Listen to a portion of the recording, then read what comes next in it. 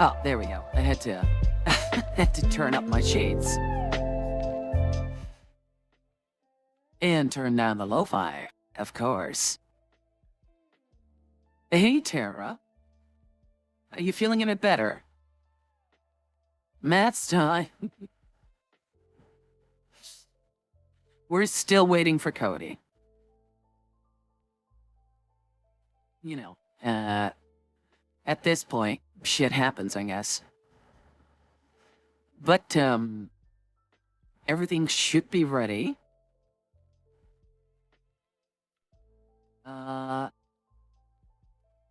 Sad news, however. Cuddles couldn't make it. Hey, Nomad.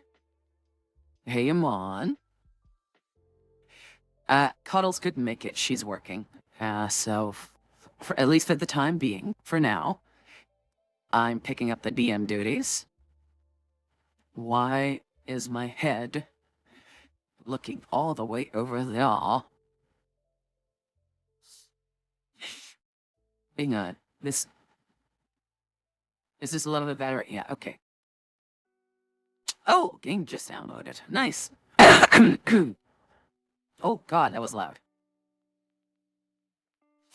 I'm picking up, DMing duties.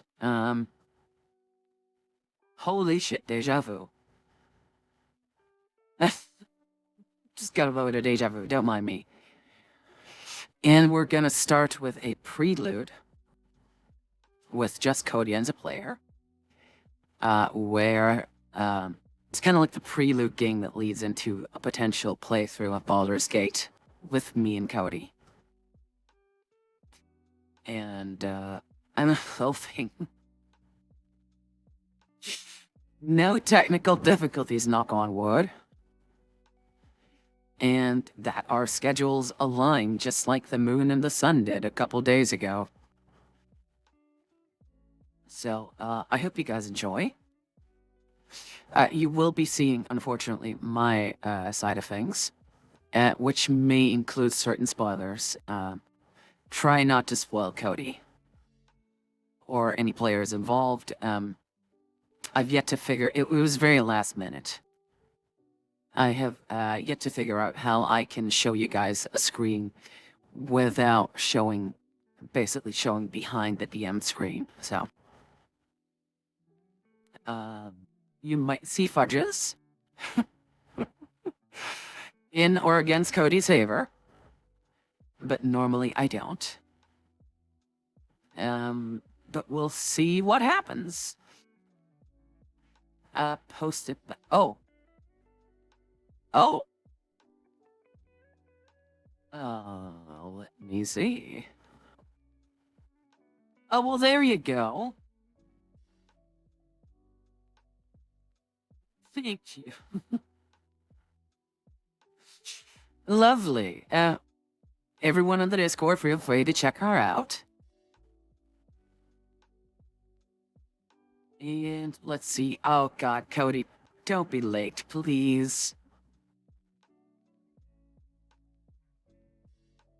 Cody, Cody, Cody, little baby Cody. How much is that Cody in the window? If it did 10, 10, 10. Oh. I don't think you need to worry, sweetie, by the way. They look very lovely. And, if we can help you motivate, with, like, gym work and stuff, and with your back injury, do let us know. Like, we're all here to try and help people, regardless of levels of lewdness. So we'll see. We'll definitely see what we can do. A desert planet worth of spice. Oof. Probably hold a lot of spices. Arrakis. Arrakis. It's an al-Gaib. Oh, what was this, Muad'Dib. I haven't even seen the new ones yet. We should do like a movie night. Like, I heard that people haven't seen the Terminator movies yet. Some of my all-time favorite, including the first two Predator movies. I love the Predator. Oh God, I love that universe so much. But so good. Watch part 2 twice. What, Terminator? Oh, you mean like Dune, I guess. Haven't seen the Terminator movie since I was a wee bat. Yeah, we should do that sometime. If I can figure out how. Usually it's more like lack of time, instead of a lack of know-how or something, or like a aptitude. I guess that's the correct word. Let's see, gaming sound. Let's put that to fancy grants. And game capture, also fancy grants. Let's see, that should be, yeah, that should have done it. Yeah, okay. I'll take away chat for a bit so people can see, like, let me see. Is that actually working now? Yeah, I see the dice rolling. Judgment Day is best. Oh, okay. Doing part 2 twice, really like 7. It's a great movie. To me, it's one of the best. Like, I'm a huge Godfather 1 and 2. Lord of the Rings 2 and 3. Especially 2. I love the Battle of Helm's Deep. Oh, it's so good. And, you can't beat Arnold.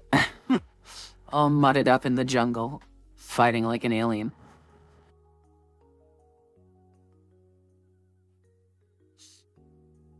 So how was everyone doing? I was hoping to put on a more medieval kind of let's say lo-fi kind of thing. It bleeds, we can kill it. Now repeat after me. If it bleeds, we can kill it. Let's see here. Get to the chopper. Oh, Cody. Cody. Where is that little boy? God damn it, Cody. No. Let me just drag his little butt onto the combat tracker. Bum bum bum bum bum bum bum bum bum bum bum. I also don't know how he managed to pick his picture. I don't know. How did that even happen? I didn't even know players could do that. There we go. Could place it with a sock puppet. Same size, roughly the same shape. What? Madam, that is my son you're talking about.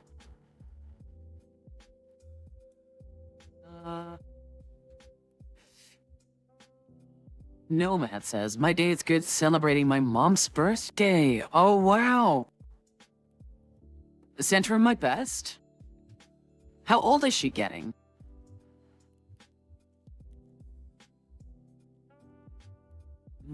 Like a slight more, looking a bit, yeah, there we go. Now, at least I'm, like, looking at you guys. Your son or a sock puppet, just because it is easy. If it were a can of beans inside a sock puppet, Cody might be like, whatever I can get my hands on. The can of warm beans or the mama. Because that's Cody's humor. I don't know. Like, I couldn't. Now, if we're comparing it to, like, being on time, the sock puppet will be on time. Cody Wendell for fucking Cody. Uh, that little munchkin.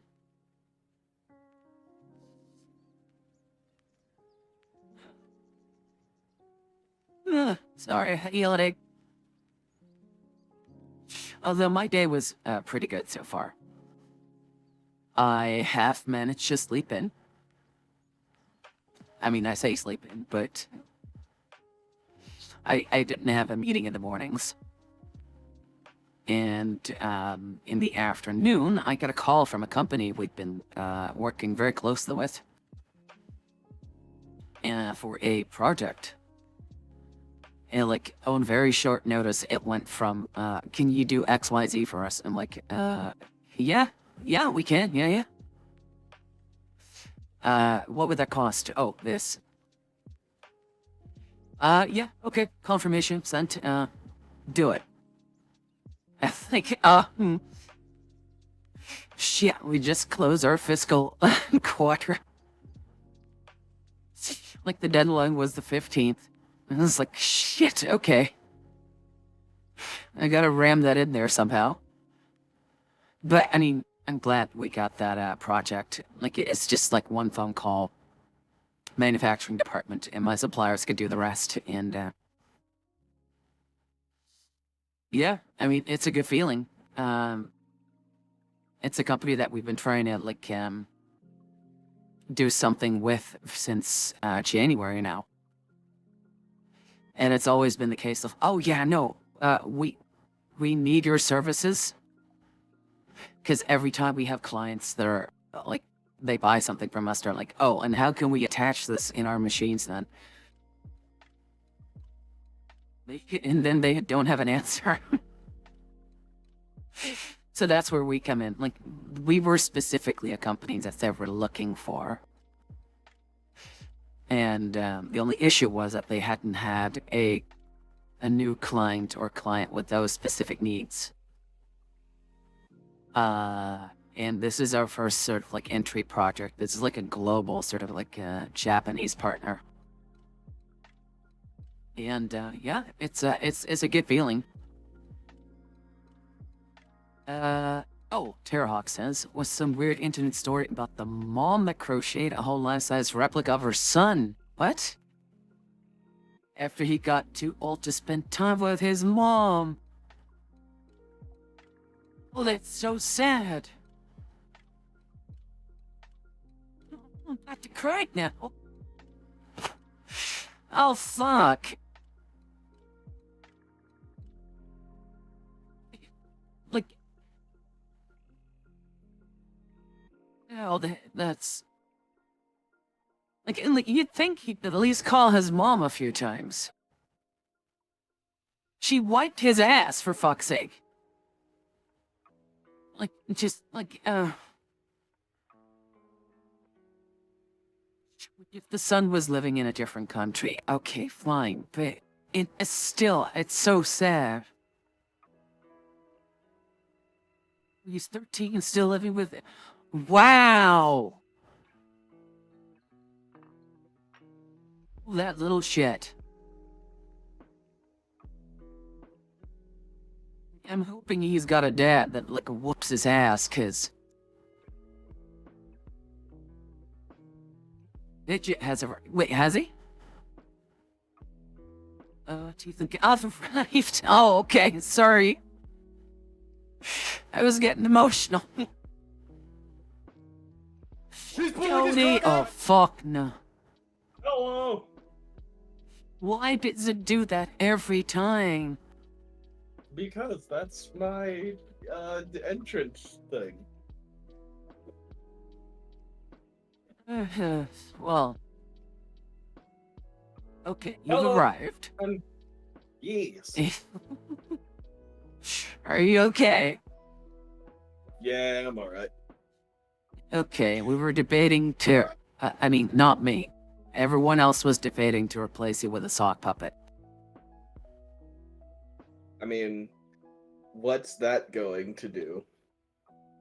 Exactly. Yeah. I was joking that if it were up to you, and you had to decide between a warm can of beans or the mama, you'd be like, whatever I can get my hands on. Whatever's closer. Oh, closer! Not even, like, available? Jesus Christ! Oh, tonight's gonna go well for you, I can tell. Oh, yeah. Anywho, sweetie, you're using the wrong version. Could you relog and update? Also, how did you pick a profile picture?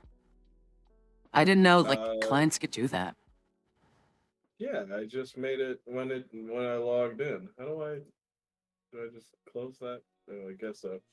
No, you can right-click and, Oh. click exit session. No, I've already closed it. Of course you did.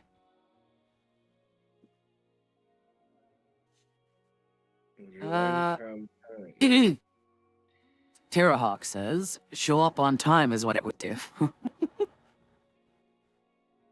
I doubt it. If it's supposed to replace me, it's gonna have the same nonsense I have to go through. I'm sorry, some of us are employed in a CEO. You're still using the wrong version. What other version is there? Update through the launcher. Check for updates. Nomad says get a new entrance theme, Cody. Why don't you get a new face? Well, have you been drinking cola today? I've had some Sprite. Oh, I see. Yeah, sure. Sorry, guys. Sugar makes me do weird things. Nomad says the militant midget strikes again. You're goddamn right. Oh, God. Okay. This was very last minute, guys. I hope it's gonna be fine. It should be fine. Mountain Dew is disgusting. Mountain Dew? Oh, Mountain Dew. Yeah, I know what that is. I never drank it, but, Gross. What do you mean, gross? What? It's gross. It tastes bad. Oh, Mountain Dew is gross. Okay. Am I running the right one now? Yes, you are. It took you long enough. God damn it, Cody. Right. Well, she also finds me sexy, so that doesn't mean much. What did I do? Talking to people in your chat. Oh, Glitter says, back socks time. Oh. Tara says, get the Baja Blast. And Nomad says, I would change my face, but your mom finds me too sexy. I mean, you're kind of handsome. Like, credit where it's due, Nomad. You are kind of handsome.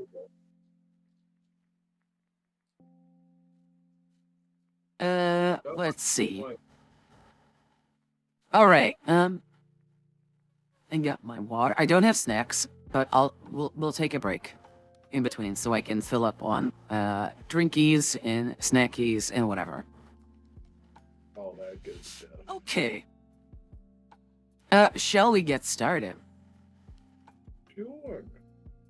No, Cody, don't watch the stream per se, or at least pause it. Oh, right. Because you'll be seeing stuff behind the DM screen. Of course. Okay. Good. Right. So, hello, everyone. As I said before, Cody might not know. This might be a prelude to, a potential Baldur's Gate 3 playthrough. So the setting is in, the Sword Coast. And, Cody, you have arrived. He's playing himself, by the way, as his fantasy character. Would you like to introduce yourself, real quick? I am Cody Wendell, Bard Extraordinaire. I guess. I wasn't prepared. We didn't discuss any kind of characters. No, it's just you're Cody. The same Cody we use in, Baldur's Gate. Ah, okay. So pink hair, horns. Pink hair, horns, absolutely, undeniably adorable. Max charisma. All Actually, that I've never even looked at your sheet. Hang up. 20 charisma at level 3? Yeah, Did you use point and buy? yeah. How the fuck did that happen? I subtracted numbers to get more numbers elsewhere. Oh, you're a halfling, not a tiefling. Yeah, I just used essentially my Wally build Okay, and made it a bard. but lore-wise, you are a tiefling, right? Yes. Okay. Okay, then the build isn't that important then. Okay, cool. Do you have all your equipment? No. No, I see. What else do you need still? Well, I have to go through and do. Let's do that now. I can give that to you. I Would would like have an abacus? Why would I? No. So you don't have to use your little figgies to count. Nope. Okay. Hold on. Let me pull up this goddamn build. Mr. Cup. I mean, Nitro, get out of my eyeballs. Is your cat trying to harm you? No. He's just in the way. Little small man. Glitter says, are there vapes in the D&D world? I would not be surprised. There are many people working for Wizards of the Coast who interject their own shit into it. I know there's like enough pipes and stuff, or like shisha pipes and like bongs. Like, nah. When you start including multiverses, because it is canon that you can go to Earth and meet Gary Gygax, the original creator of D&D. So, if Mads throws Cody, how much bludgeoning damage is it? I'll have to calculate that. No Man says, instead of little small man, I think you mean runt. Aww. Lil runty timey runt. You can meet Gary, yeah. Oh, hey, Hex. Gary Gygax, more like it. Oh. Apparently he banged so many, like, supermodels. Well, and did so much cocaine. Of course he did. If I was the guy who made D&D, I would do hella amounts of cocaine and banging models. No. While you look up your items, I'll tell the story, right? Okay. So, he was married and making a ton of money off of D&D. And he would leave like during weekdays and on the weekend or whatever. And his wife suspected him of like Gary is probably like going behind my back and doing like shit and hookers and blowing stuff. Cause he's got money. So at one point she followed him, barged into a room where she found Gary just playing D&D with other people. Which was grounds for Gary to go like, woman, you're crazy. Let's just get a divorce, because I cannot live with you anymore. He got the divorce, and then he was like, actually, you know what? I have money. I can do hookers and blow now. And then he started to do hookers and blow. Oh, there you go. To the point where it got so out of hand that the company was like, here is like, you know, go do your hookers and blow, but stay out of our way. Don't take it into the company. And they had to literally buy him out of the company because it got so out of hand.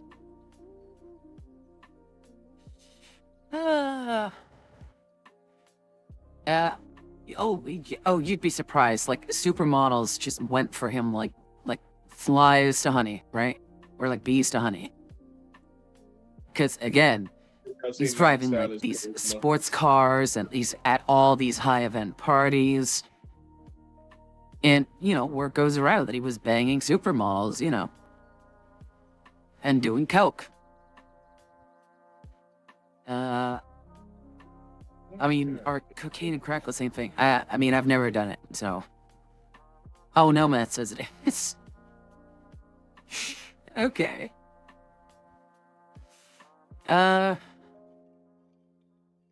So yeah, never done it either, so don't know. Oh yeah, no, I would suggest not starting it. It's the 80s, so like you kind of had to have a coke budget. Yeah. Everyone was doing coke in the 80s, apparently, according to Joey Diaz at least. Anywho, Cody. Yes. What kind of items do you still need?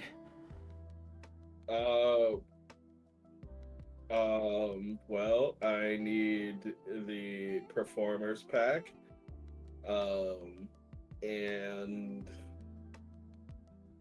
my weapons. Okay. 'Cause Oh, honey, did you go to modules yet? Modules? No. Okay, go to modules. Where is that? All the way in the top right. The first tab of library. Okay. You're in there? Yeah. Okay, in this window, go to activation. Okay. And then Do I load load every every module that you see there. Got it. Oh, that's big. It's gonna take a while, but you have to do all of them. Glitter says, lol, I just smoke weed and sometimes do a little acid. Oh. No, it says, just imagine a montage of Gary's sexcapades with the song of White Lines playing. Oh. I love that song. Okay.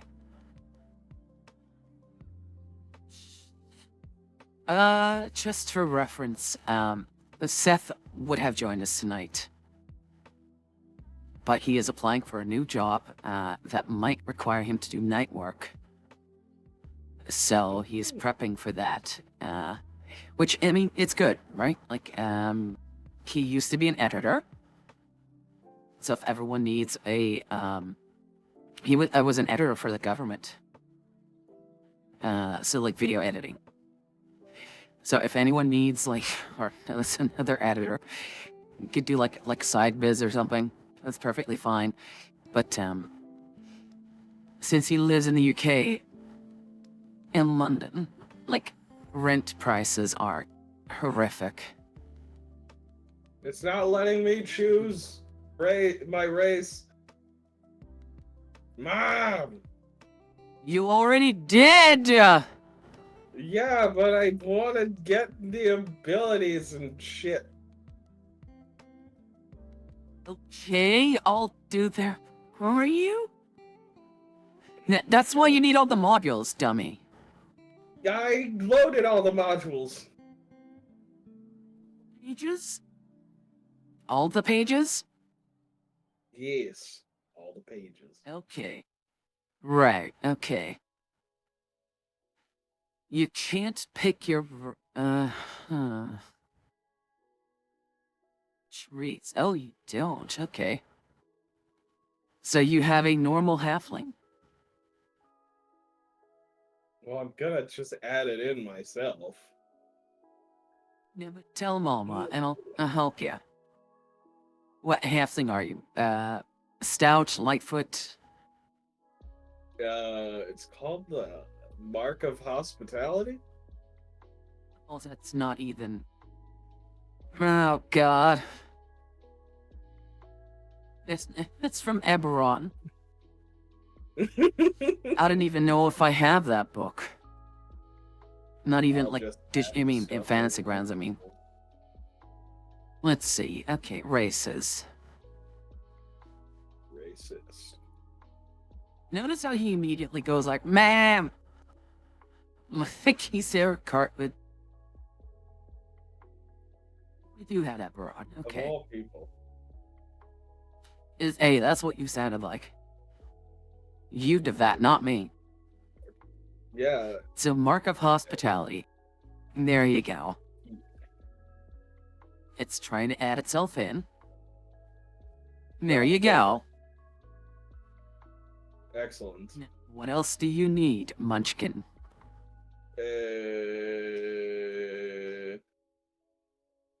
I need the Bard features.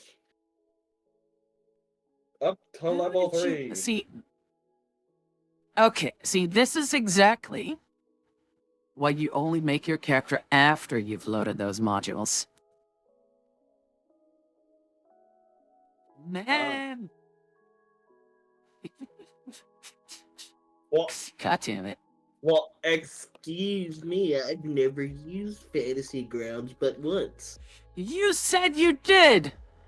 yeah, and I had to enter everything by hand. Oh. That's kinda silly. And then Let's see like here, a as normal a person, use bard. D&D Beyond and roll 20. Wow. Wow! Like a You mean... non-terrorist. Oh, you mean like a mainstream sort of like... Go on, like Mom. someone who You doesn't know have what they're plenty of doing? time to Yeah. get that out, get that idea out. Uh-huh. Okay, what's your expertise? My expertise, I've actually already set that up. Okay, what else do you need then? My bard Or it's abilities, college. like, oh yeah, the Okay. college of swords. The what? Oh, swords, okay. Naturally. Let's see, Bird's College. You need spellcasting. Big inspiration. Jack of all trades, Song of Rest. Song of Breasts. Art College expertise. Right, okay. So, where are your fucking colleges? My colleges, my colleges. Yes, your colleges.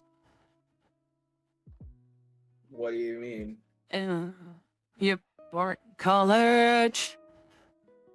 I'm looking for it in Fancy Grounds, sweetie. Oh, Oh. Yeah. Oh, okay, Mama.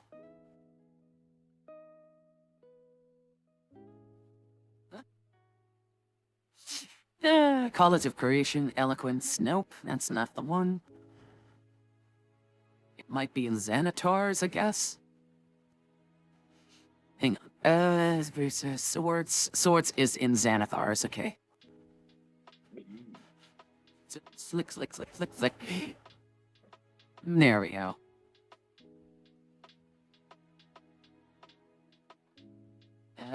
Did you not get it?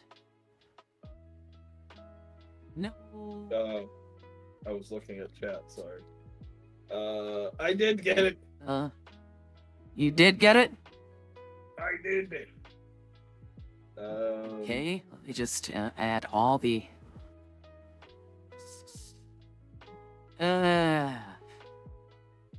Blade Flourish, but not the extra attack. Okay, what else do you need? I need my inventory. Inventory? Yes. Okay, what do you need? I need a rapier, an entertainer's pack, and... Huh? I said, y'all? And,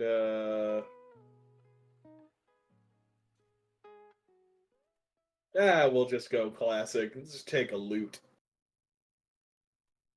Lint? Okay, nothing else like clothing or... Armor and a dagger. a dagger? What kind of armor? Leather.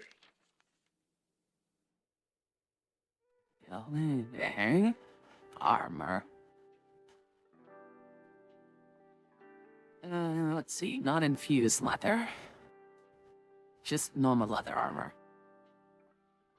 Okay, carried. Equipped, there you go. And then that should show up in actions as well. Okay, perfect. Great. Yeah, okay, there we are. Alrighty, and I believe that's it. Oh yeah, Okay, my backpack. I also gave you 3 gold. Oh, a backpack? Background.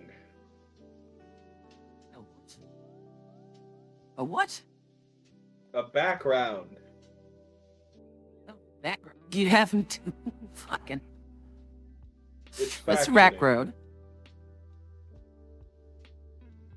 You background, sorry? Faction agent. God damn it. Okay. What book is that in? It is in Sword Coast Adventures Guide. Shit. I don't think I got that one. Oh. Shaking my head. Oh, now it's Demalma's fault. Yep. Oh, okay. I can't be held responsible. Look at me, I'm adorable. Oh, yeah, no, sure. Okay, so, features safe haven, I guess, right? Yes. So, you named it Faction Agent. So we're just gonna give you some, features. Is it a feature? It is. Yes. Feature safe haven. Lonely days ago. Cody is going home. Oh there, he wrote me a little. In which faction are you an agent of? I am a faction agent of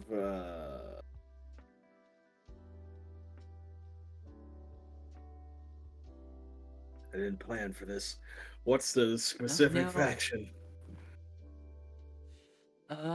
So you can do the Harpers, the Order of the Gauntlet, the Emerald Enclave, the Lord's Alliance, I like the the name the Harpers. Zamtharm.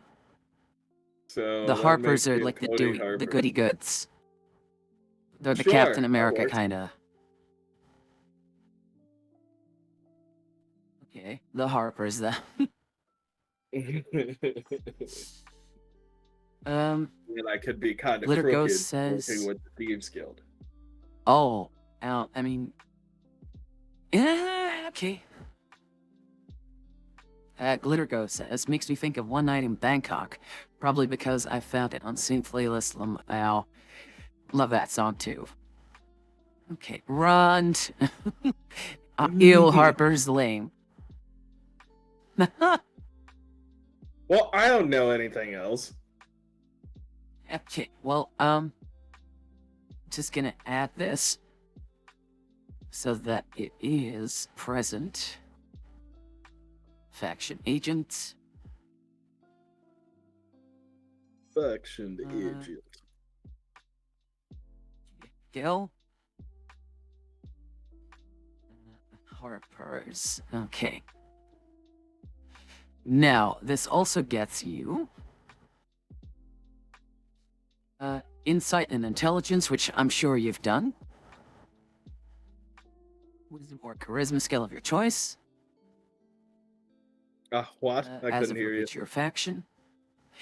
Okay, so this also gets you skill proficiencies. An insight and one intelligence, wisdom, or charisma skill of your choice. You've done that, right? No. Could you read it to me So, one more proficiency. time? God damn it. You could open it up, damn it. Right, it gives you extra proficiency, right? In insight. Which I'll give you now. Okay. You're proficient. Yeah, you're proficient in insight. Yes. And one in an intelligence, wisdom, or charisma skill of your choice, as appropriate to your faction. And the Harpers. A +1 in in investing. a charisma skill? They're really good at investigation. Or is this all of them? No. Okay. You get investigation. Okay. So investigation, there you go. Cool. 2 languages.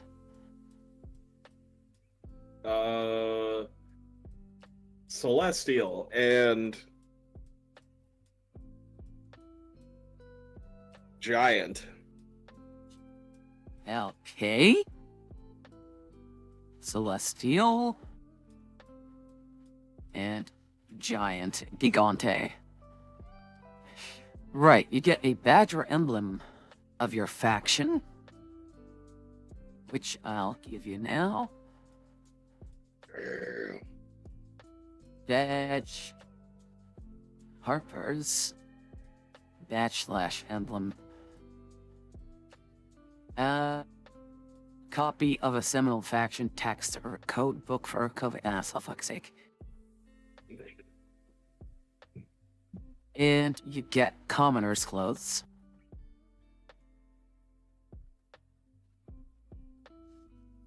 Common clothing. Oh wait, that's the Star Wars ones. Yeah, I don't know. So gave me like all their modules, and there's like a bunch of Star Wars stuff in there. A bajillion Star Wars stuff. And you get a pouch containing 50 gold, which I'm overwriting. You're level 3, you've spent that. What did I spend it on? Booze and women. Alright. Yeah, yeah, that seems to check out, Mama. Yeah. That checks out. Okay. Is there anything else you still need? I don't believe so. Okay, cool. Okay, well then you've introduced yourself. You've arrived in Waterdeep, and you've been here for 3 months. You're basically going from tavern to tavern. trying to like get your lay of the land, kind of, right? You're trying to get a feel for the city, and you're trying to get a a source of income befitting your talents. How would you say you've spent those 3 months so far? We already know you've been going from inn to inn. You've been spending it on people and women and drinking. Would you say you've been trying to perform to get coin? Of course. Okay. Okay, so it's mixed results. But at least you're now in a tavern where you feel cozy. You're at the bar of a small hole in the wall, sort of like I say small. The entrance is small, but the tavern proper at least has around 8 tables and like a few rooms and a small stage to perform at. The tavern looks to have been built by dwarves.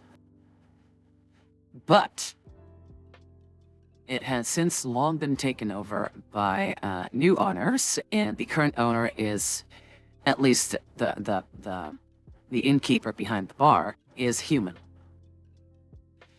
You're sitting at this tavern, which is called, let's say, the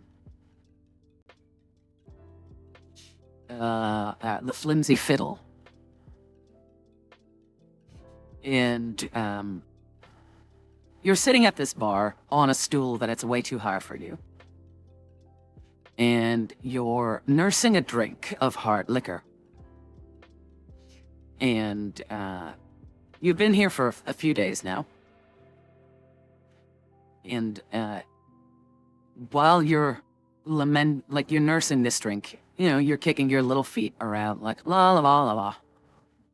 Your tail goes swish, swish, swish. And as you're drinking from your drink through the straw, kind of like a Capri Sun,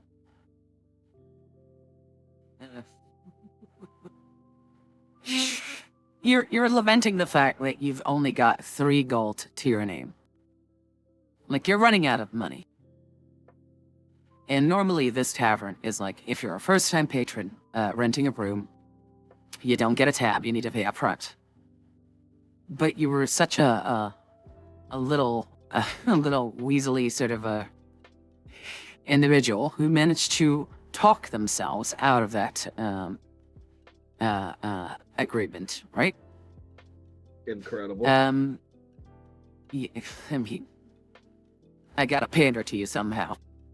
Life And of a rock star. You're waiting for open mic night, basically, where the tavern allows people on the stage. You get a few drinks for free, and let's say you're hoping to discover maybe like the attention of a influential someone, or if the bar might offer you a job or a side income for returning patronage, right? Yes. And you're counting out your gold on the bar. You're kind of annoyed by it because you have a tab. At least four or five different times I've counted out those same 3 coins, somehow expecting them to turn into more coins. Yes. And you've got a tab open from all the drinks, the nights spent. Like, living in a place like this isn't necessarily that expensive, but it does add up after a while.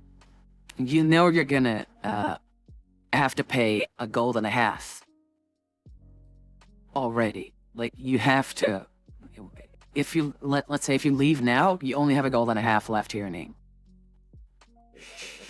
And you're sitting there nursing your drink.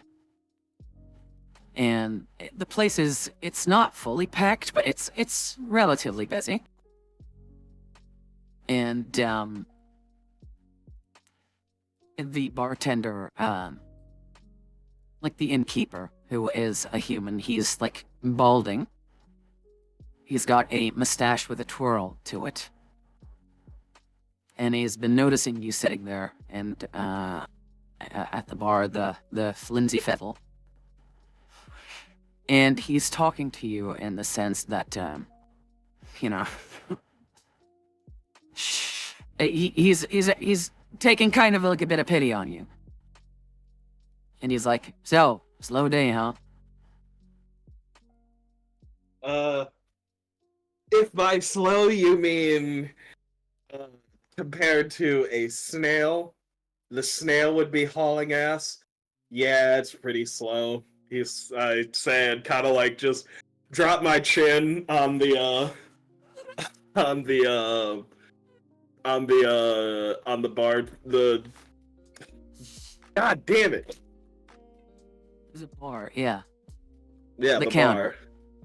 The counter. Yeah, that's what it is. The bar counter. And let out a sigh of air. Trying to make money, but well, I can't think of anything or pry myself from this drink or this chair. Okay.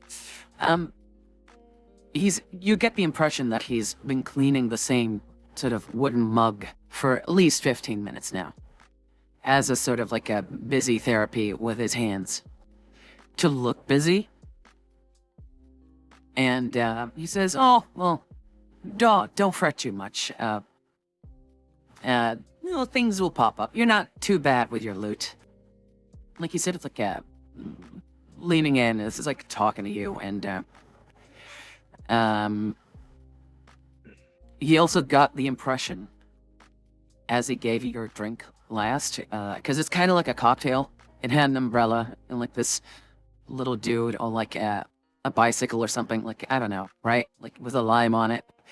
He's fully convinced, knowing you after a few days, that that was the reason why you ordered that specific drink, because it came with toys.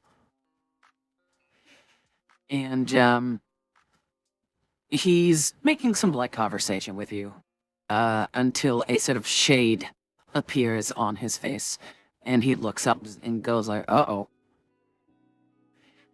And you feel a sharp, before you get to turn around, you feel a sharp push to the side of your shoulder, and you're knocked off your stool.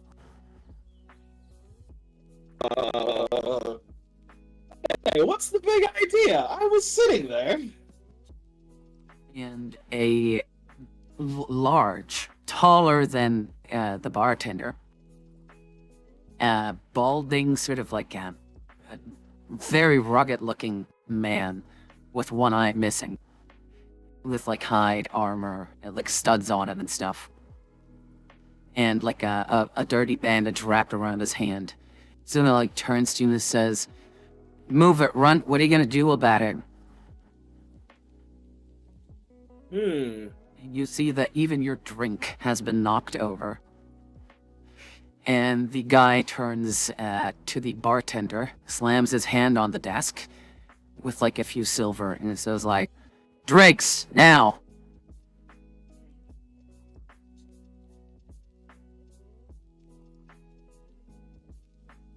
What are you gonna do about it, Cody? And before we go further, let me just quickly try if this shit works. Okay. Okay, you're at least on the map. You just quickly share the map. See here. Sharing, okay. It's a different theme, so, the buttons look different for me. Alright, that's at least that. Add to the tracker. There we go. Oh, no, he's nasty. There we go. So, Cody, this ugly bastard kind of individual,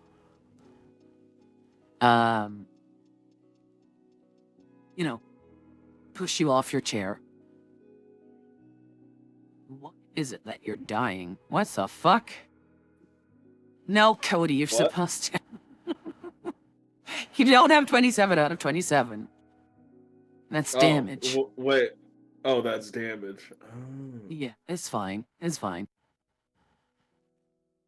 So, while you're lying on the floor, this guy turns to you and says, "What, you're still here? You better run off, kid." Listen here, you fat, balding bastard! You're going to return my drink and return me to my chair. And I'm gonna use And he sort of, vicious like, mockery. yeah. Sure. I'm gonna use vicious mockery. Yeah, go for it. So that is a wisdom save from. Yeah, you know how to target him? No. And I also don't think I have spells available to me. Close all of Okay, this. we can work I with don't that. actually It's think I see the fine. map. You don't? Your ship beyond there. I don't see a map. Let's see. Oh no! How about now? There it is. Okay. Zoom You don't have on spells, in. huh? No. They're on my Okay, D&D which Beyond thing to spells? copy over. I hate D&D Beyond. I'm sorry. Right. Which spells? Let's get this fucking sorted, because... So you Okay, have so... Mockery. I have Vicious Mockery. I should have... Okay, yeah, Vicious Mockery, Prestidigitation, and Friends. And then, Hang on. Vicious Mockery. That is a level... What? Oh, cantrip. Okay. Yes. I should go to prep, I guess. Vicious Mockery, spells, there we go. Cantrips. Prestidigitation. Press. Digitation. Okay, what else?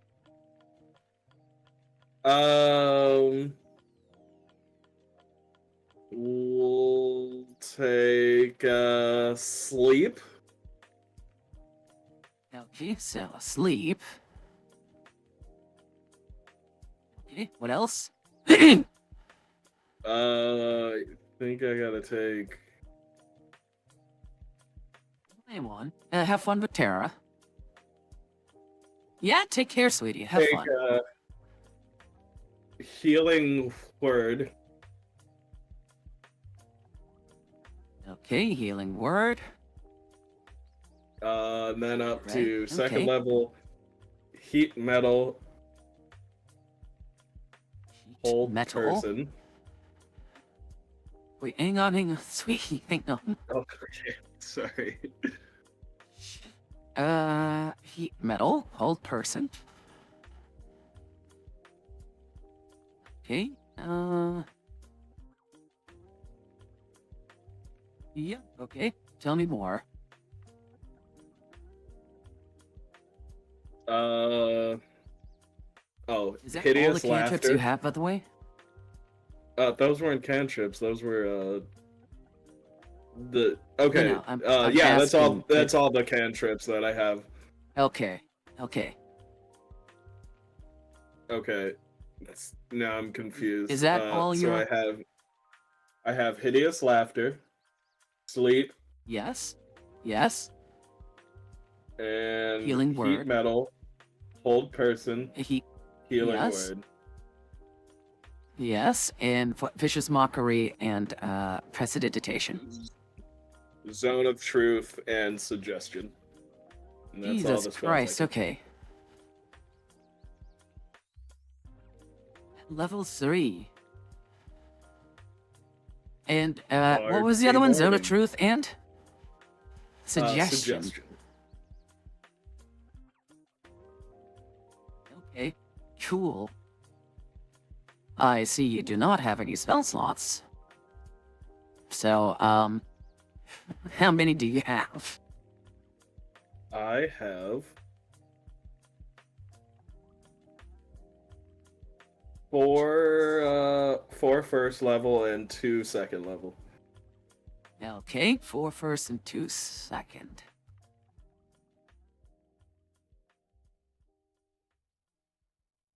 Okay, there we go. There you go. All right. Perfect. So, in order to target him, you need to either press control on your keyboard and click on the ugly bastard, Okay. or on the map, clicking your token, then control click on him, on his token. Okay. And it should show up in the combat tracker, which is the 2 swords crossed. All the way in the top right.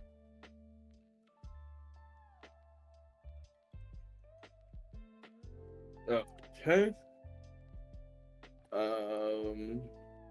So that hit control, and that targets him, and then Do it again, because I think you had it, but you clicked it away. that. There you go. See? Targets? Okay. The ugly and tavern then- bastard. And then target. Oh Jesus. Oh. Nope. How does this thing work? Fucking A.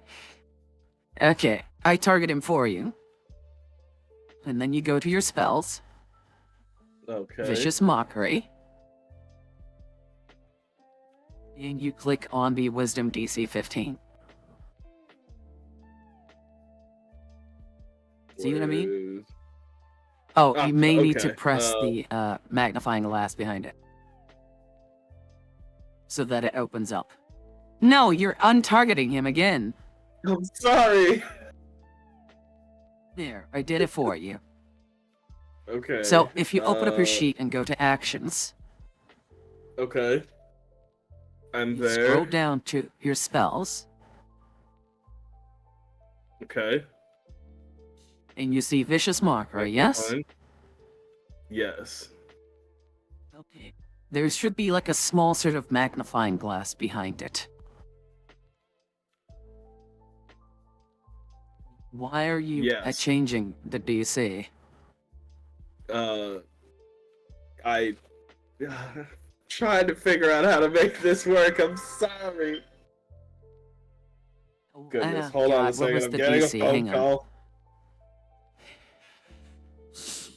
Okay, Mama will fix it.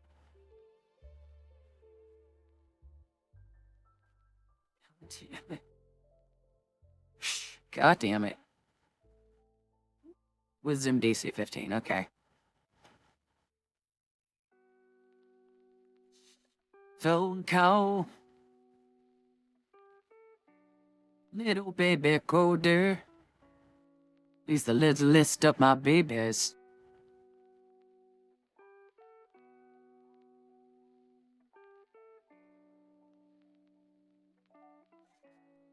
Ah.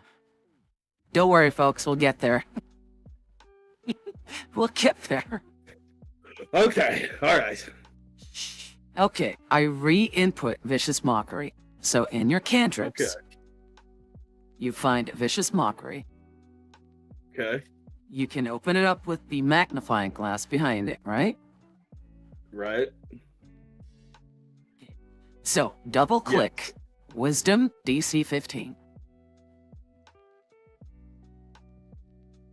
Click it twice. Okay. Double click that. There you go. So that's me taking the roll against your spell. Automatically. Ah, And I failed. great. So now you get to double click the damage, Okay. which is 1d4 psychic. There you go. And click the effect below it. Okay. There you go. That's it. So, the guy turns to you, leans over and says, "You little shit! When I'm done with you, I'm gonna have my way with your mother." Joke's He on draws you! I his- already did it! The entire bar turns to you and looks at you like, what did he say? Even Don't the worry about bartender, like, peers out from, like, a pillar. And he's like, what? Is that, like, some nouveau art humor that we're not aware of, or... Don't worry about it. And, okay. Well, open up your sheet, go to the Okay. main page. Main page. The first tab, the most top tab. Yeah, I'm on main. Okay. Double click your +4 initiative, because we're rolling initiative. Sweet. 60. Hooray. By the way, if you want a different color set of dice, all the way top right is a D20 icon next to the calendar. Ah, perfect. And you can pick your own dices. Deeces. Let me... Oh. Where is the menu? I'm so weirded out right now. There you go. Oh, you had a 16. And he also has a 16, but you're first. Cool. So, yeah, let's say you had a surprise attack. That's fine. You get to go again. Yeah, so I am going to, stand up with, half of my movement, I assume. Yes, yes. And, jump onto a table and throw a knife at him. Well, throw my Sure. dagger at him. Move yourself first. Or do you want to attack first and then jump? No, I'll jump up. Sorry, I Alright. locked the tokens apparently. Oh, Yeah, go for it. there we go.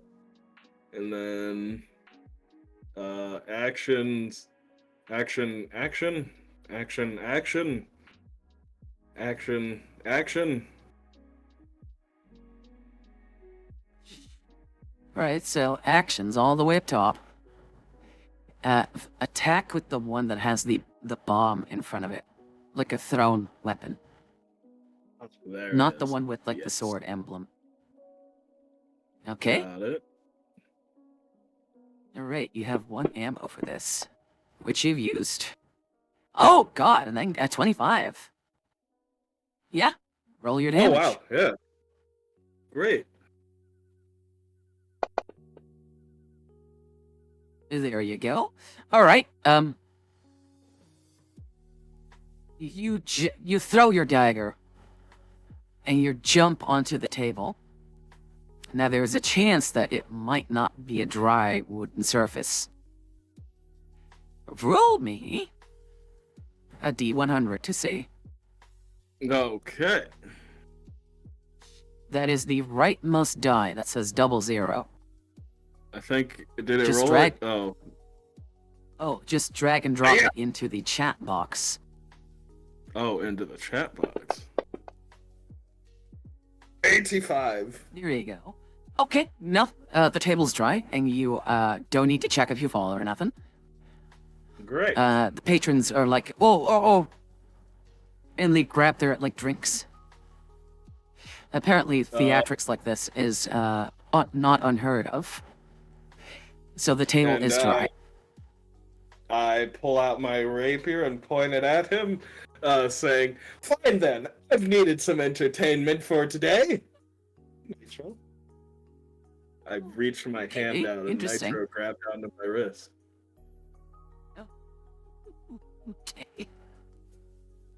Is that your turn, sweetie? That is my turn. Okay, there is a little arrow that says next actor. next to the menu button. Oh, I think this. No.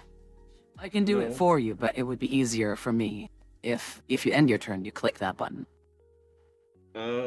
Where is? Oh, turn complete. There we go. Yes, thank you. Okay, so ugly bastard goes to you and has got like this wicked looking slab of metal on a stick that he pulls from his back and in one swing tries to hit you with it.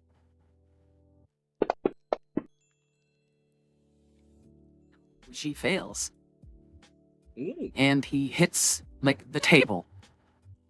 He doesn't fail hard enough that it gets stuck in there, but at least he sort of like slams it in there. And that is his turn. It's your turn again. Open your eyes, you bug-eyed bastard! And I'm going to try and stab him in the face with my rapier. Keep in mind, Yes. you're in a tavern with a bunch of people, and you're part of the Harpers. So, right. This is like a mini tutorial of mine. Actually, Are you so sure you'd instead like to kill him, or? I'm just gonna give him a nick on the face. Okay, so if, let's assume I'm that you doing say, less, "Oh, I do I'll just say non-lethal." I'm doing less. Yeah, I'm doing less than lethal damage. Yeah, just say non-lethal, Non-lethal. which only Sorry. works with melee attacks, and it's the Right. equivalent of you like slapping him in the face or using like the butt end of your sword. He doesn't die Yeah, if he goes down.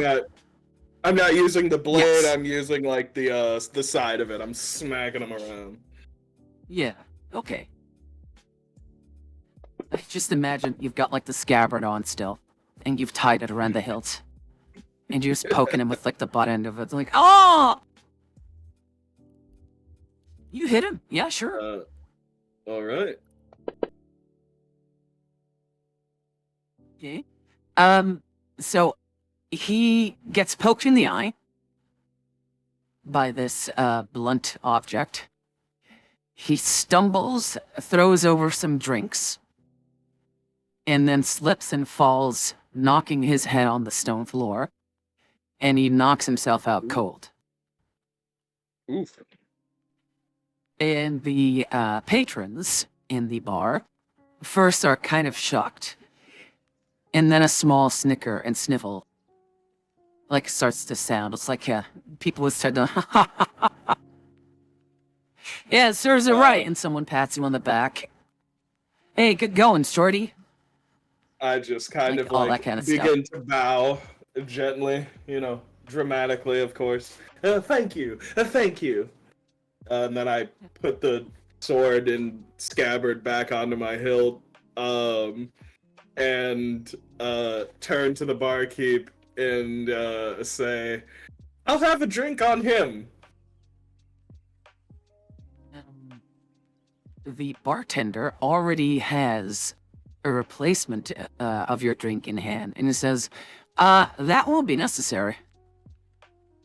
And he leans in and sort of points at a corner or a nook to the side of the bar. It is the only table which has only one chair and like a doily on it. And to your right, if you want to see. I don't have a token for the person who sat in the chair, but the person who sat there just nods at you. And the barkeep says, courtesy of Mr. Janos. Mr. He Giannis. might want to talk to you. Anyone buying me a drink is a friend o' mine. Cody says, hopping down, dropping into a sitting position onto this guy's stomach. And I am going to then walk over to said table. And take the drink. And yes. Takes the drink, tilts it up, drinks it both hands, and then puts it back down. Thanks for the drink, mister. The figure in front of you is a hooded, not like a, more like a, a sense of like a ranger-ish kind of cloak. Mm-hmm. But it is more like a poncho, really, like a very sort of fashionable and elegant poncho, but it's a dark green. And the person underneath this fabric appears to have elven features, or at least to be half elven, because he has like this facial hair, like a beard and a mustache, and but it's cut like this round goatee thing. And he is noticeably, this person might be a regular here. It might be the only one who has his own table. And they're doing paperwork with candlelight. And they say, "Oh, you're most welcome. It is not always that we have our patrons deal with issues themselves. You handled yourself quite capably." They were nothing. It is not Just the a first little time that rabble-rousing. Madoof... Oh, sorry?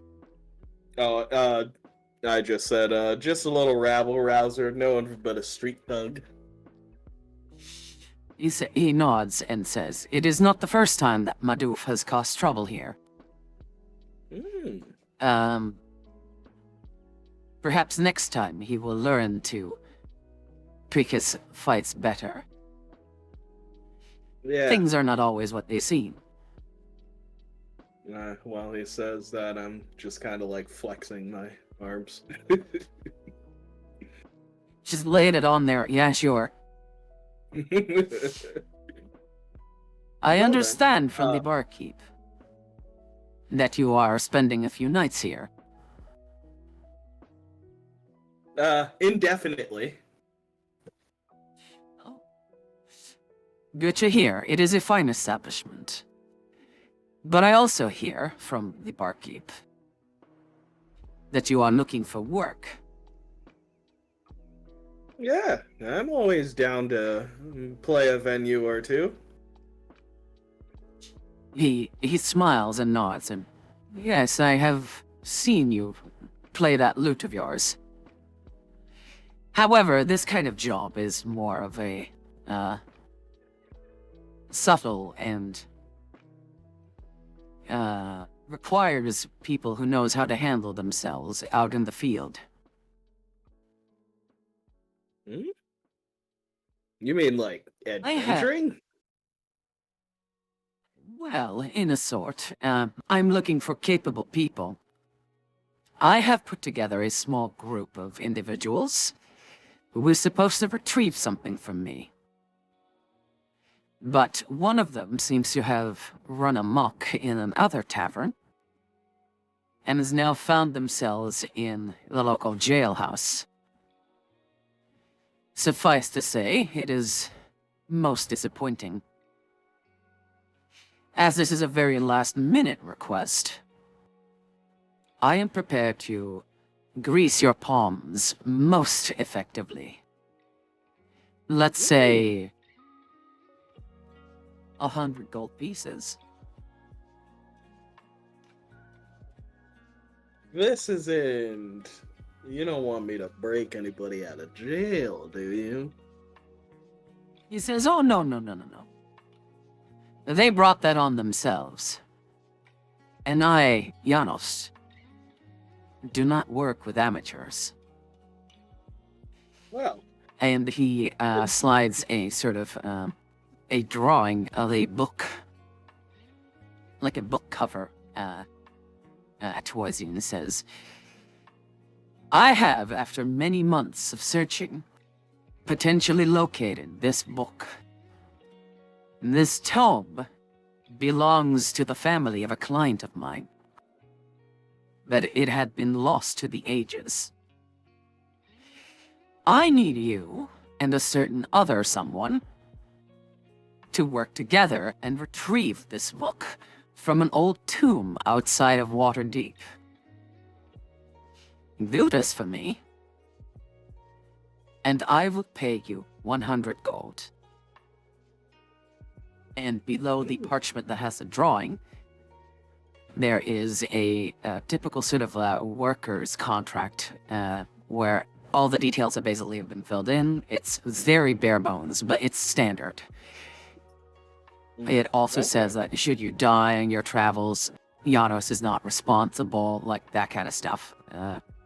It also says that your belongings will be sent back to your immediate relatives, all that kind of stuff. It's a standard sort of thing. Yeah, okay. Yeah, sure, I can do that if you're putting together a small group of individuals. I am a small individual, so it goes hand in hand. And That is most amusing.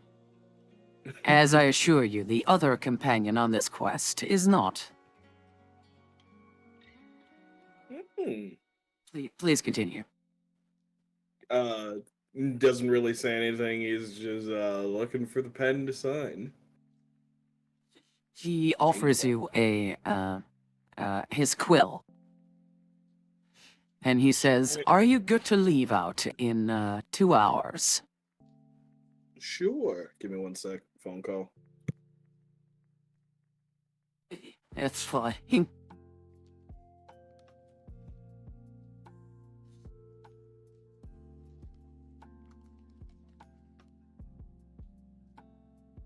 I love setting up, like, low-level adventures. It's basically just cyberpunk, but in fantasy. I love that shit. Oh, Glitter, you're leaving? I'm out of here for now. Gotta do errands. Take care, babes. Oh yeah, definitely. Okay. You be safe and have fun on your errands. Oh, welcome back, Cody. All right. So, I almost said Wally. yeah. So, so yeah, I take it and go ahead, give it a good old sign, and nod along. Yeah, I think I could be pushing out of here. Sober up. See that you do. I have no doubt you will complete this mission successfully. But try not to make it harder on yourself. Wouldn't And, think of it. and he offers his. He basically just takes his drink. It's a wooden mug with metal inlays, as if it's like his own specific cup. Really, you don't see what's in there, but it could be a hot beverage, could be a cold one, could be a beer. You don't know. But he raises it to you and says, "To your health and your safe return." I lift the drink that's already empty and do the motions. Oh, you downed it in one? Of course. It's like hard liquor. It's like a cocktail. Beating up people is hard work. Is thirsty work. Okay. And he takes out his what passes for an intricate-looking sort of pocket watch. And he says, Magorka should be here in half an hour. You can't miss her. Her? He sort of sprawls A together lady? his, yes. Hmm. He sprawls together his paperwork and stands up and he says, "Should you need to find me, speak to the bartender, and we shall see each other soon. Try not to take too long." Okay. Okay. He heads out. And, just as the show, like the performance is switching, it turns from a poet to a not a rowdy band, but more like like a soothing sort of background music with harps, a fiddle, which is very fitting for the flimsy fiddle, and a man reciting a saga, like just normal fantasy tower music, but slow music. Mm-hmm. Madalb, the ugly bastard, is carried out. Or the bloodstain. Oh, shit, my voice. No! You inhaled helium. What happened?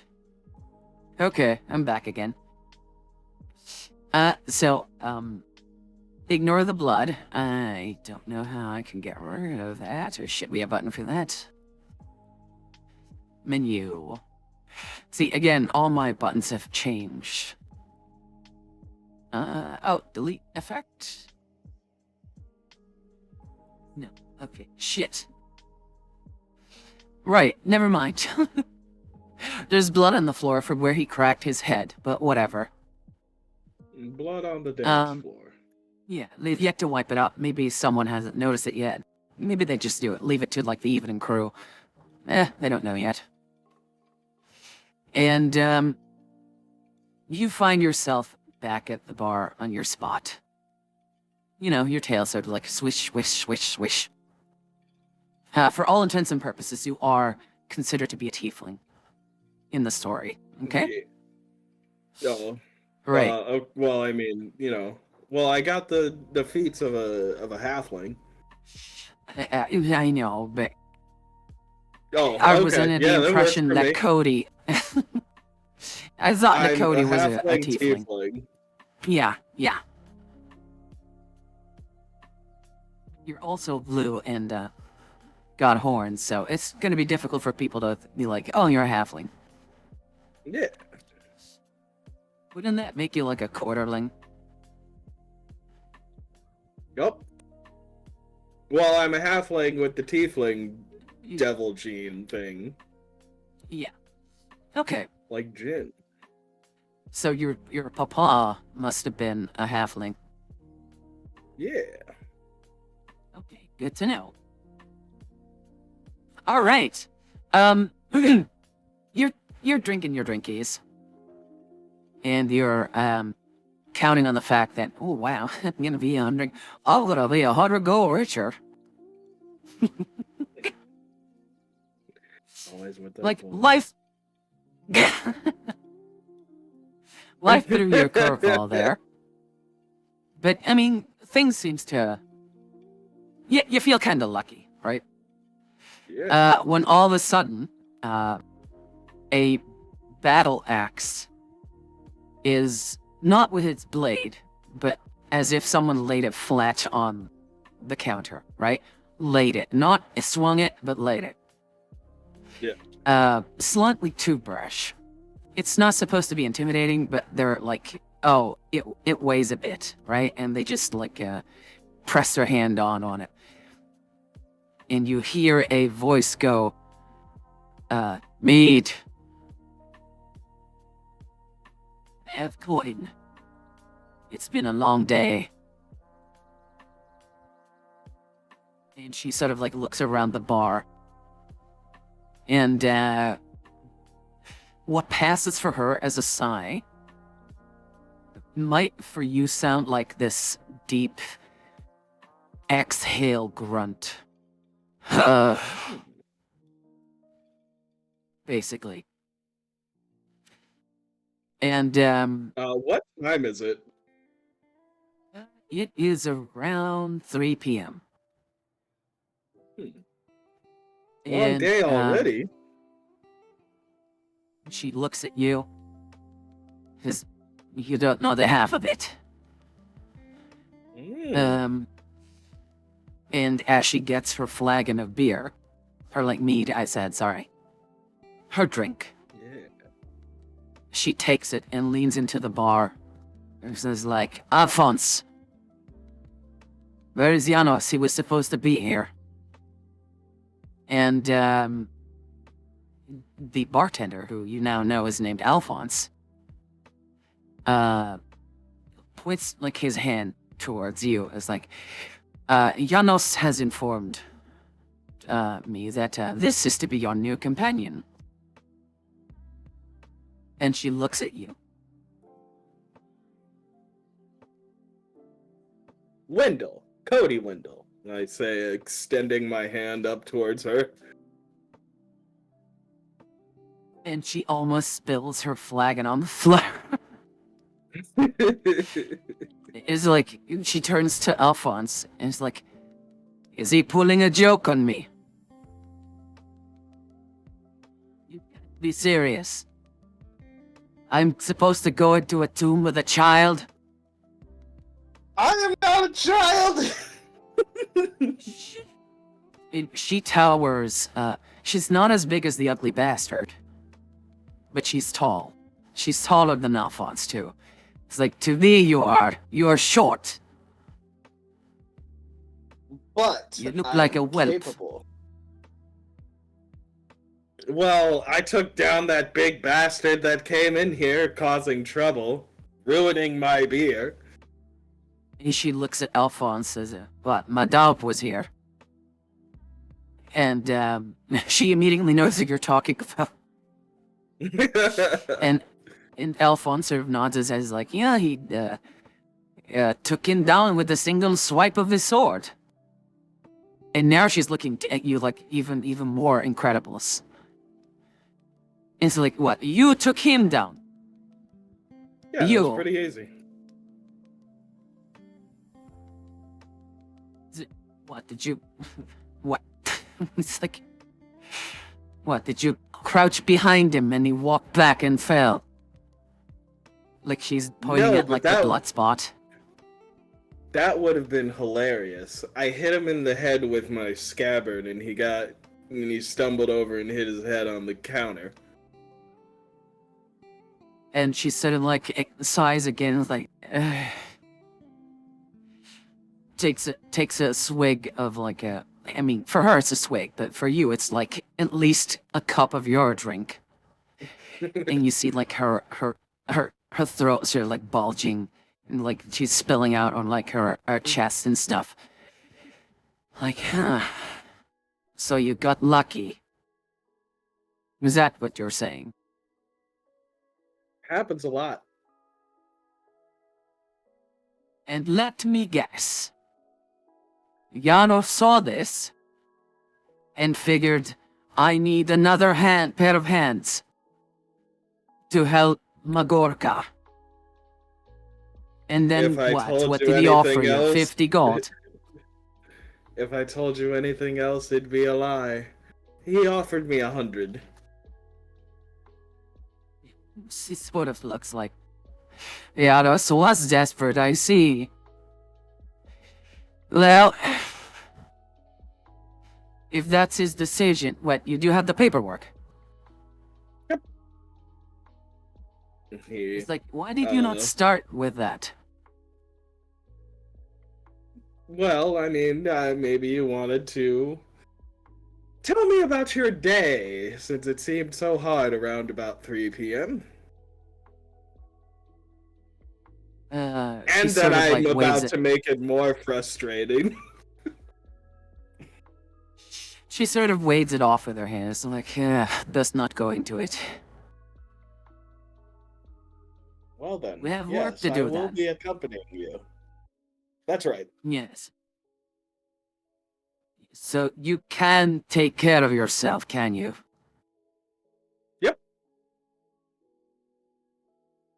And she sort of looks up, almost like in prayer to like, oh, sweet ancestors preserve me. Since I Right, left the well- hamlet, I've been able to handle myself. Sorry, go again? I said, since I left the hamlet, I've been able to handle myself. Oh, okay. By the way, Cody, you say Hamlet. We'll get back to that. Oh, okay. She says, well, no time like the present. Janos is in luck. I need the money. And she downs the rest of the flag. And again, she's like gorging herself on this mead. Like it's on her chin, it's going like dripping down her throat and like on her collarbone and stuff. She Of course puts he's down the looking. tankard. Sorry, what? I said, yeah, of course he's looking.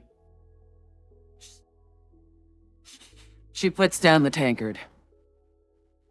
She doesn't toss it, right? But she sets it down like, I've had enough of this day. She picks up her great axe and carries it in, like, just right below the head, by the haft. And she says, what was her name again, Shorty? Cody. Cody. Well, mine's Magorka. And she extends her hand. He puts his hand inside of hers. And she slides further and then takes hold of your forearm. Oh, And she manages to close it, like, further than your arm is thick. And, he says, well, let's get to it. You hold on to the papers. okay.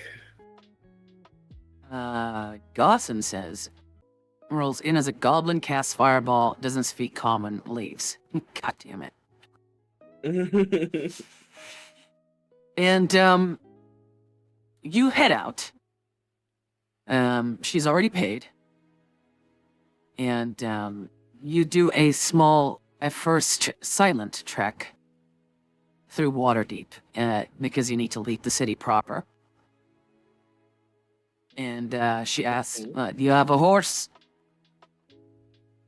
No. Right, neither do I. It's going to be a hefty walk. You don't expect me to carry you. Well, then, I guess my next question just died. Don't He get says your with a hopes up, cheeky Shorty. smile. And she asked you, by the way, why are you blue?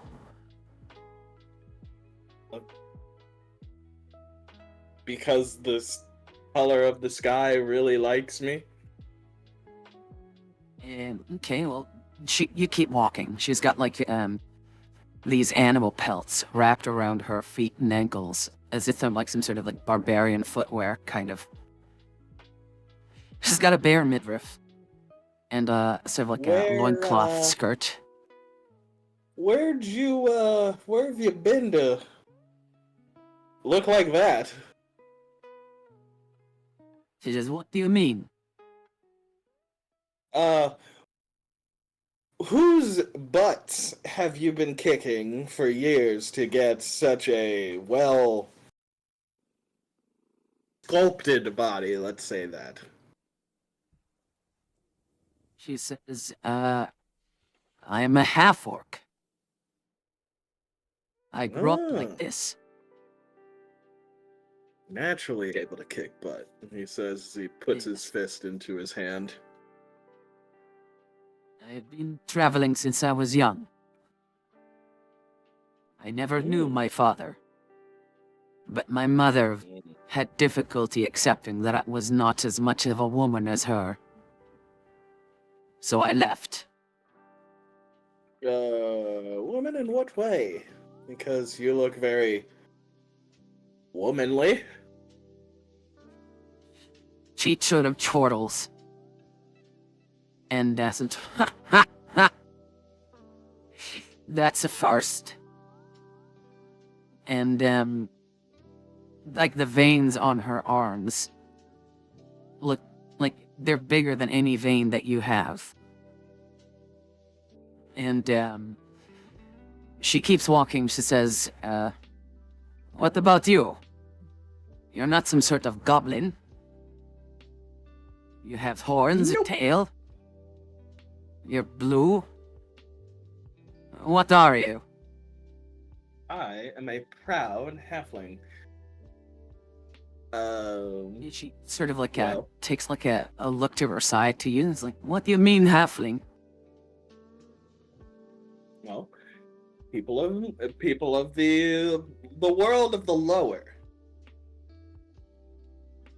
As she sort of like mountains. looks at you again. As I've never heard of this place. Is it close to Waterdeep? Yeah, kind of a way, about a 2-3 days journey into the mountains. On a nice summit. Okay. Okay, this should be interesting for what I've got planned. Probably should. Okay. I can work with this, but I'm gonna send you a DM. Okay.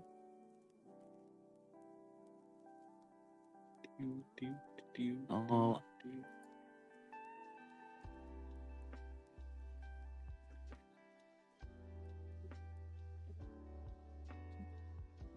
Okay. So.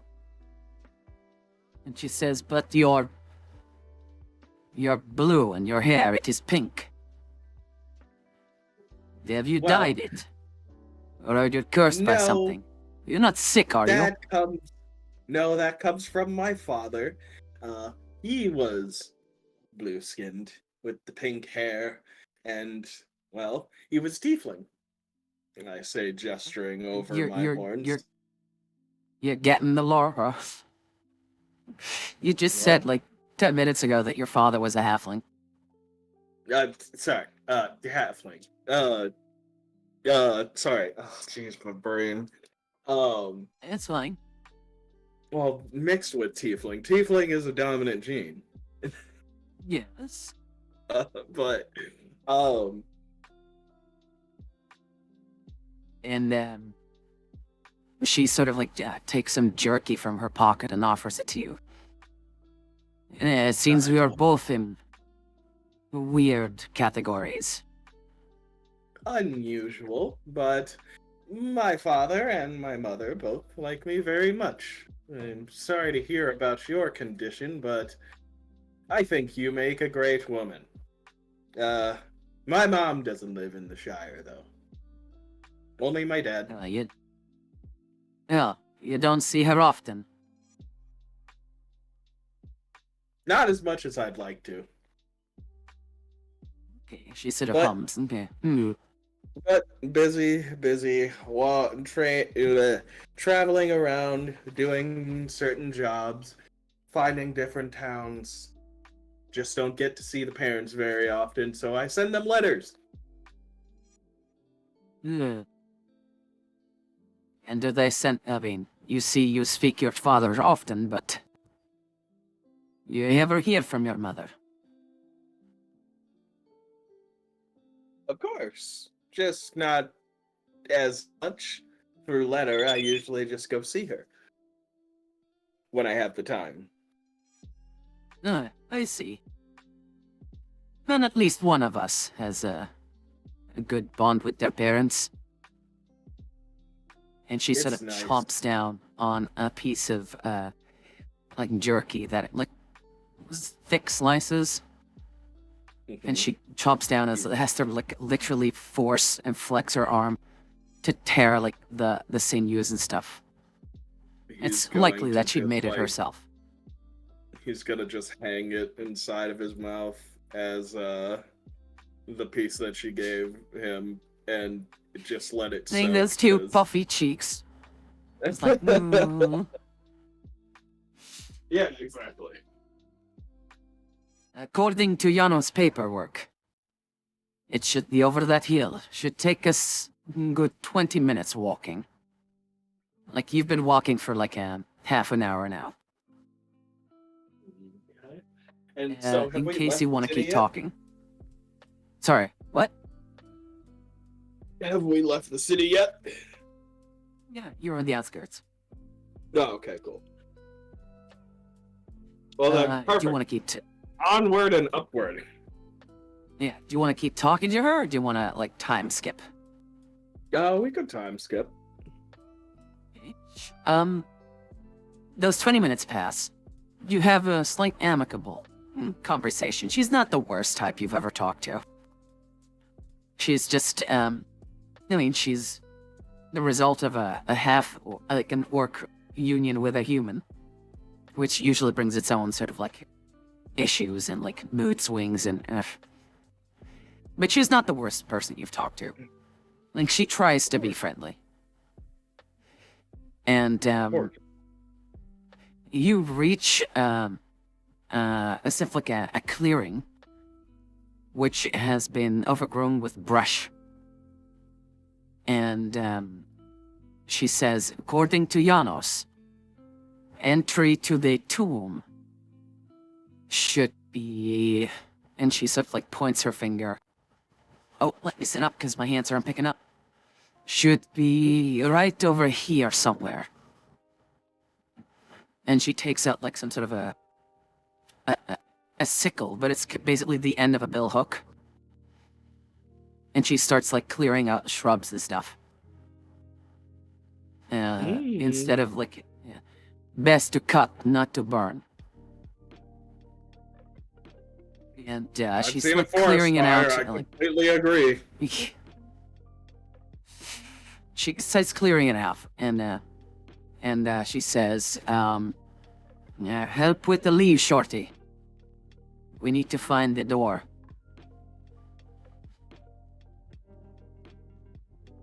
And she's putting you to work, like, she's basically asking you to drag the bushes that she's cutting away and to help clear, like, the dirt and, like, leaves and stuff. Yeah, just scoop my arms up underneath as a pile gets big and just kind of throw it to the side. Okay. Oh, she's doing like halves of bushes all at once. Like you can see, like she's getting nicks and like scratches on her arms and legs, but she doesn't seem to mind. And as soon as you like, it takes like a 15-minute, 20-minute job to clear the stuff out, and I'd like you to roll a perception check for me. Okay. Skills. Perception. 5. Oh God. Okay. Got a big, strong woman next to me, and you expect me to pay attention? Okay. It takes you another 20 minutes. And you're relatively in your own little area the entire time. Just like taking the bushes at your hands, clearing off like dirt and leaves and stuff. And Magorka steps over. He's just like, Curcianos in his notes. The door should have been here. And she just walks over to you. And as she walks next to you, she stops. And then turns to you. And then stamps her foot down around where you're standing. And she's just like, I can't believe you. It's like, you realize you're standing on it. And you didn't tell me. He just kind of looks down, like, while still holding the paper with the instructions, and he's like, oh, well, would you look at that? It's just like... I was expecting... Ah. I was expecting a door, not a floor. Yes, well, door, hatch, it's like... It tombs underground, you know. You know what, that's And, excellent observation. She sort of like, not swats you, but shoos you away. She says like, go get my pack, or at least the crowbar. He is going to go get the crowbar. Okay, you hand it to her, says, stand back, Shorty. And she Watches from a shunts. safe position. Yeah, she shunts the not the hook, but like the prying end into the wooden boards below. And she starts to put pressure on it, and like you hear wood cracking. And instead of being able to open the door, she cracks it open. And at that point, she just uses the hook part and then starts ripping boards off. And Nomad says goblin laughter. And she looks at you and says, "Well, tiefling, halfling, whatever you are, blueberry. Do you have..." And she sort of points at her eyes. "Can you see in the dark?" You can call me whatever you want as long as you call me for dinner. Can I see in the dark? Can halflings see in the dark? No, I don't think so. Okay. She sort of like shifts her weight and puts her arm on her side with in a fist and looks at you. "Do you at least have a torch? Or a lamp?" That's a good ass question. Does your pack have Going anything? to... Doesn't I have candles? Okay, I mean, a candle might work. He cracks open his bag and sifts around. Costume, Okay. no. Bedroll, no. Disguise kit, no. Rations, no. Water, another costume. No, Another I have costume. candles though. Get that two Okay. costumes. She mutters something in a very guttural language, which you can only describe as like Gushgarm. And she says, "Right, it will have to do. Right, you hold the candle, and if anything happens, you stand behind me." I won't leave your side. What, you don't have a lantern? I can see in the dark just fine. Fair enough. I'm going to share the new map with you.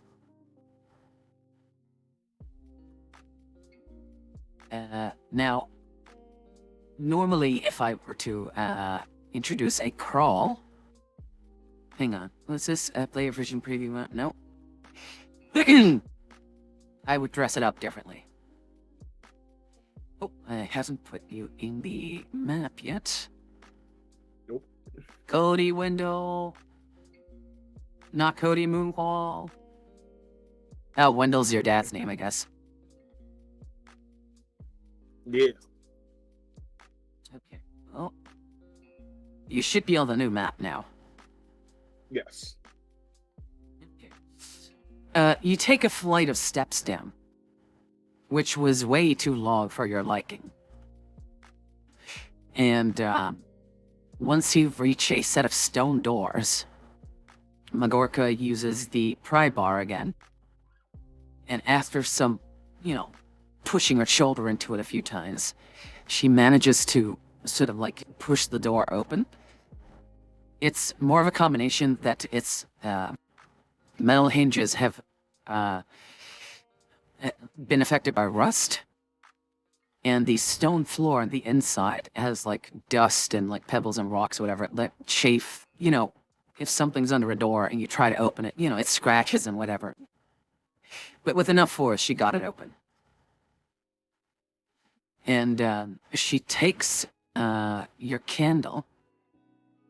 It's like, give me this for a moment. I'll give it back. He gives her the candle. I give her the Okay. candle. She lights two extinguished torches that had been on the wall. And after she does, you finally get to see the room a bit more proper. The room is bedecked by fallen stonework and what used to be imagery of ornamental sort of flower work, but made in stone, potentially even like marble or granite or whatever. But they've become so old and dilapidated that they've fallen over, or maybe something fell on them. You do notice, roll me a perception check, would you? Cool.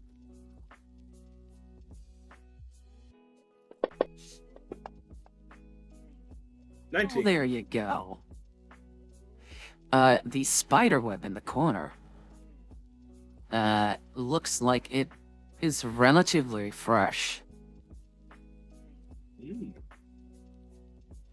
So I'm gonna point to the spider web and say,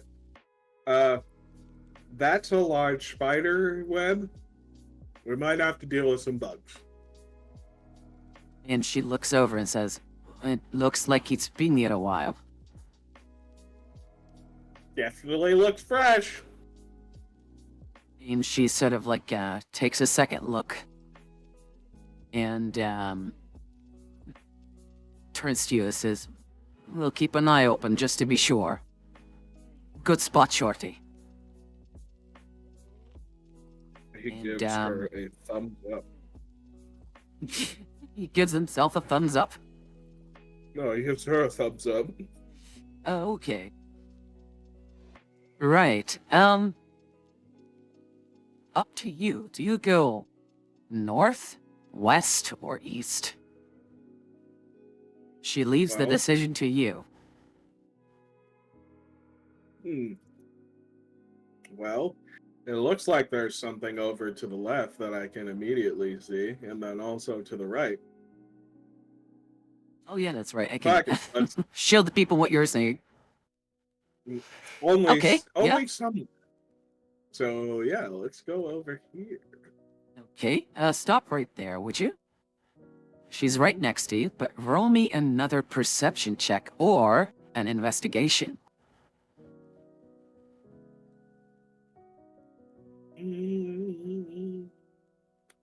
Both are the same.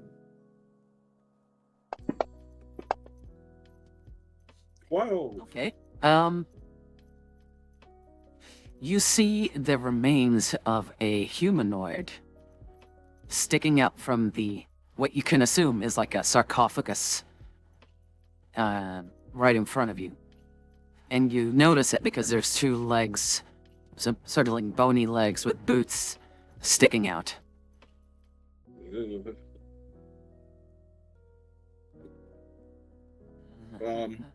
I shiver. Dead bodies. Long dead bodies. And she sort of looks over. Yeah. Best not to disturb them, but be on your guard. Would not be the first time that such things would wake up all of a sudden. The undead should stay dead. I agree with you, Shorty, but just saying. Keep an eye out. Oh yeah, we're looking for a book. Almost forgot. Yes, we're looking for a tome. You even have a picture of it. Right, he says, sifting through the papers as he walks with the torch Okay? up the path. Right. As you turn the corner, you see in the to the right of you a small flight of steps. It's just a few, like maybe 6 or 7 steps, which leads to what might have at one point been a small shrine with flowing water. The water at this point is long since no longer flowing and has become stagnant. The shrine itself, for some reason, gives off a faint glow. Mm. And So that's over yeah, here. oh, you can if you want to. But you don't need to. I was curious what's over here. This Hey. glowy.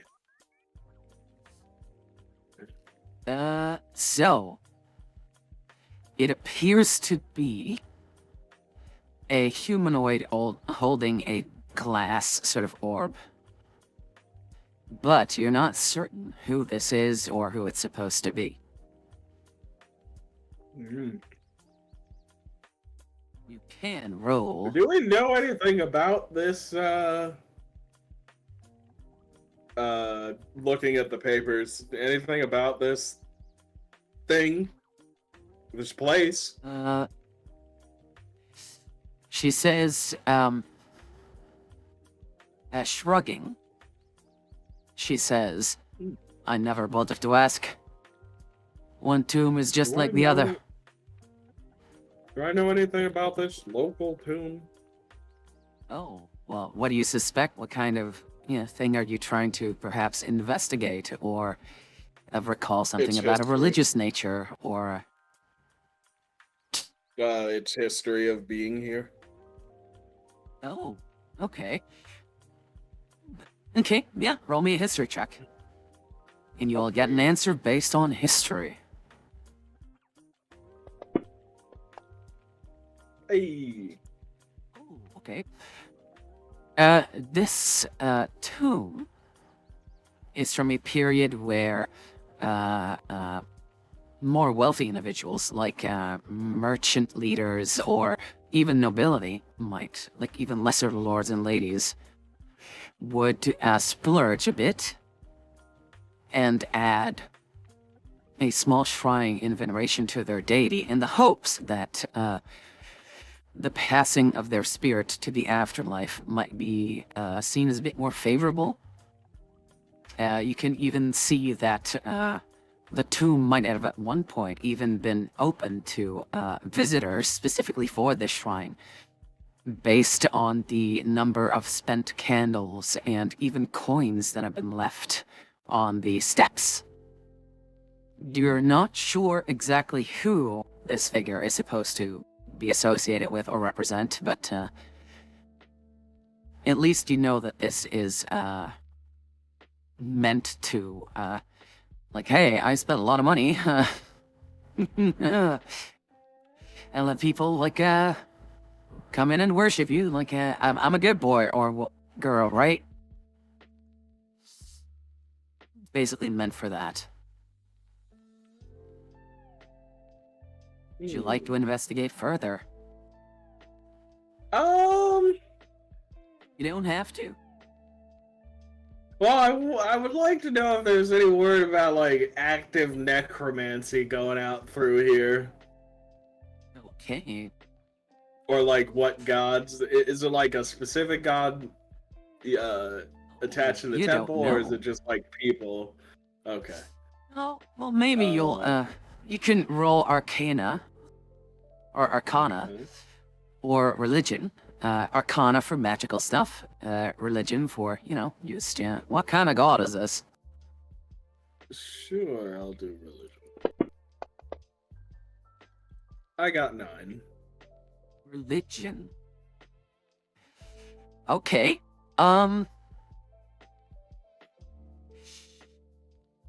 let's see what I can say here. If you look, at the statue itself, the statue proper, it looks like it is a hooded figure. You can't see its face. But the orb seems to emanate a sort of reddish light. To the point where it might have been way more vibrant at one point. You also notice that the orb might have been cracked over time and leaking. Whatever fluid or liquid was in there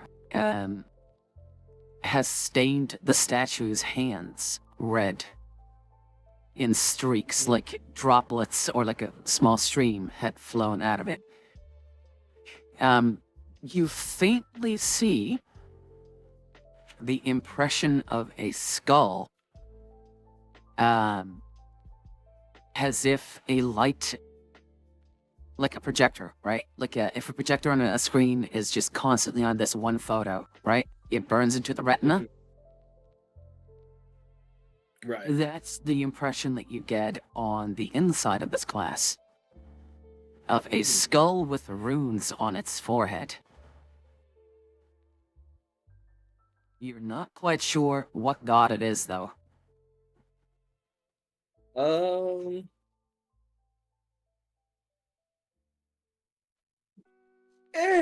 curious. I'm gonna grab the thing.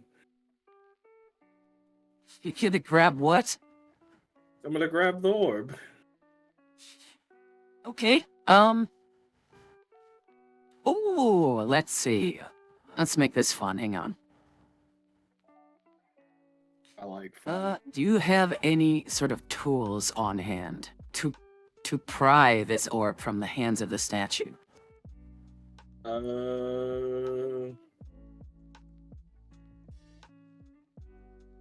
Do I have tools? No, I don't think so. Magorka says, what is taking so long, Shorty? Why is this so important? What? Let me borrow your crowbar. I want to see something.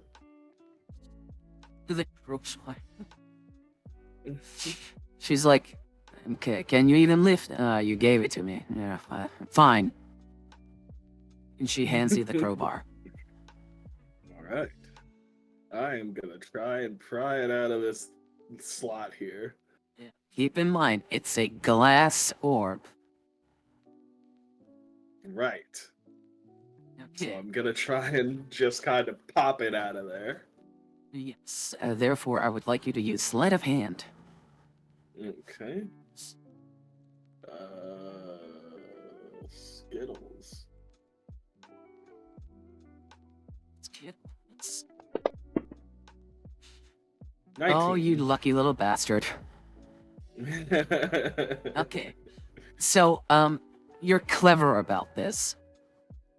And you, wrap some sort of padding, like maybe a piece of your clothing, around the prying end of the crowbar. And you've managed to find in, like, between the fingers, a spot to act as a lever, like a hinge, right? And it doesn't take too much pressure, but it's very delicate. So any sort of, like, appliance of too much pressure might have cracked it further, right? But the orb gives, and it is around the size of a, well, kind of like a melon. Not like watermelon, but like a round sort of cantaloupe. Got it. In Magorka's hands, she can carry it one-handed. You have to, like, carry it with two hands. How heavy is this thing? Weight It's of an a empty melon? glass orb. It doesn't even weigh, not even like a pound. You can clearly see that something has cracked with the bottom, and whatever remnant of liquid is in there, you might be able to wrap it shut with like a bandage, or at least roll it over and make sure it stays with the crack on top. Right. Yeah, so I'll do that and put it in my bag. Secure it in one of my Add it costumes, for you. I guess. Orb from the tomb. There we go. I will, Great. let's see, glass. There you go. Stop And what you're Magorka's just like, oh, it's not what? doing.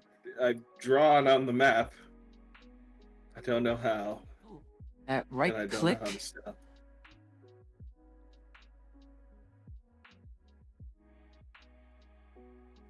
Oh, there it Oh, is. sweetie, you don't know. Okay, you got it. Yes, there we go. Alright. Okay. Yeah, alright, so yeah, I toss that into my bag and say, maybe I might be able to fetch something fancy for this. It looks interesting. Let's keep moving. Okay. Okay. And Magorka's just like, why would you take a glass orb? Yeah, I don't know. What's it looked to you? pretty. It looked pretty. Yeah. You have weird taste.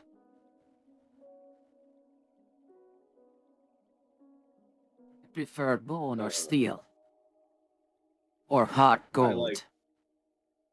I like all those other things, but you might be able to find something useful out of it. Whatever you say, Shorty. You're nothing if not Uh, entertaining. Thank you. As a Roll traveling me another minstrel, perception at this point. okay. Yes, traveling minstrel. As a traveling minstrel, that's the best. Remind me to ask Janos why a minstrel was good for this job. Okay, you see another pile of bones.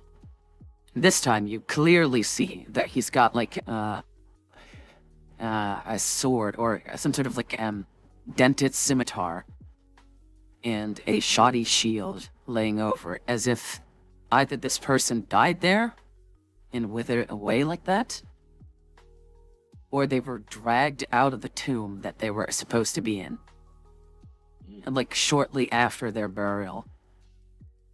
One of the two. I have the sneaking suspicion that there might have been some undead necromancy happenings going on here. And If you Magorka get sort of buried snorts with her your nose. If Sorry, you what? get buried with your sword and shield, usually you stay in the coffin. And if you don't stay in the coffin, it's because someone pulled you out. And if they kept the sword and shield, more than likely it's because they tried to use it on someone or something. I need to activate my hidden roller. Hang on. Game. Combat token, no house rules. Where is that thing? It's a new server, so it's always like you do this once. It's been like a long time. Stealth tracker, hang on. You were being mean to me. What do you mean? What 'Cause I didn't know. do you mean no? I said because I didn't know. What do you mean no? How Yeah, to no what? fantasy grounds. I didn't know Oh, how fantasy. to fantasy Oh, grounds. oh. Yeah, Yeah, you still don't know. I'm figuring it out. Muriel, Yeah, same as me. come here, little girl. I love you. You're so. Show health. Dot. Yeah, sure. Where's the fucking...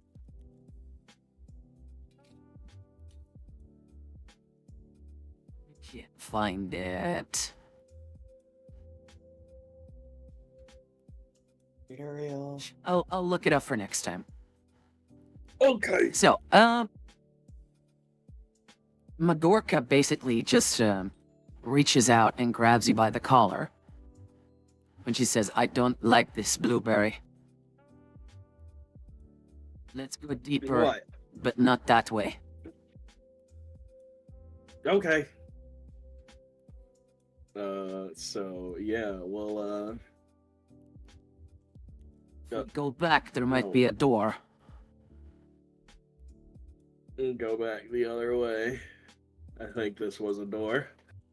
Yes, please don't click it just yet. Okay. Are you going to, handle the door, or are you gonna let Magorka touch it? She can handle the door. I assumed it would be locked. It's not a handle that you twist down and then pull. It's a knob, and she sort of like pushes and pulls on it to see, and it doesn't budge. It's like another door, Shorty. You might. At least this need might be the this. right one. And He she puts her. holds up. the Sorry, what? crowbar. He was saying you might need this, and I hold up the crowbar. He's like, eh? hands up, like, oh, you might need this, big lady. It's like, yeah, it's fine. And, you hold on to that for now. Yep. And, she braces her feet and then puts her shoulder against it. It's like, "Ah!" Like, oh god, that went high pitch. And she basically starts to push it open. Again, there's like all sorts of like dust or stones underneath, like the hinges are rusted open. And she eventually, through great strain and a lot of noise, admittedly, opens up the door. And you see, hang on, let me just quickly, because normally I put them in their own sort of like categories, which makes it easier to see. Oh, sorry, easier to use. But this time, it was very last minute. And, to this one, that should be everything. Okay. So, you immediately see more of those, bony humanoids. With, even if they even have armor left, or boots, or helmets, or whatever. Like, they have at least some sort of attire on. But you're not sure if all of them have weapons or not, but at least they're laying about there. They look out of place.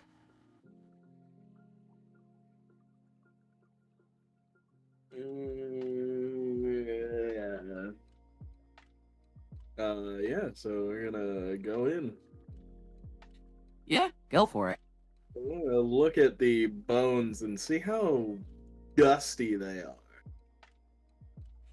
Oh, that would be investigation and or perception. Okay. Investigation. 18. 18. They look like they've been laying still for quite the while. Though, judging by like the surroundings, you figure it might have been more like, it's not just like collected dust, but if like the current under the door or from somewhere has blown sand onto it. They look like they may have been disturbed. Not recently, but as if they, you know, someone may have tossed them there, or they died there, or... it's not to say that, oh, these guys woke up yesterday, went to, like, the fountain, washed themselves off, and then came back. It's not like that. Well, I'm still convinced that these things might be alive in some way, shape, or form. But, and you look across the room. Do I see the tome over there? The Tana Bear? That would require another perception roll. Sure. 17. From where you're stood, you do not immediately see any tome. You do see in the far end of the room that there is an altar of some sorts.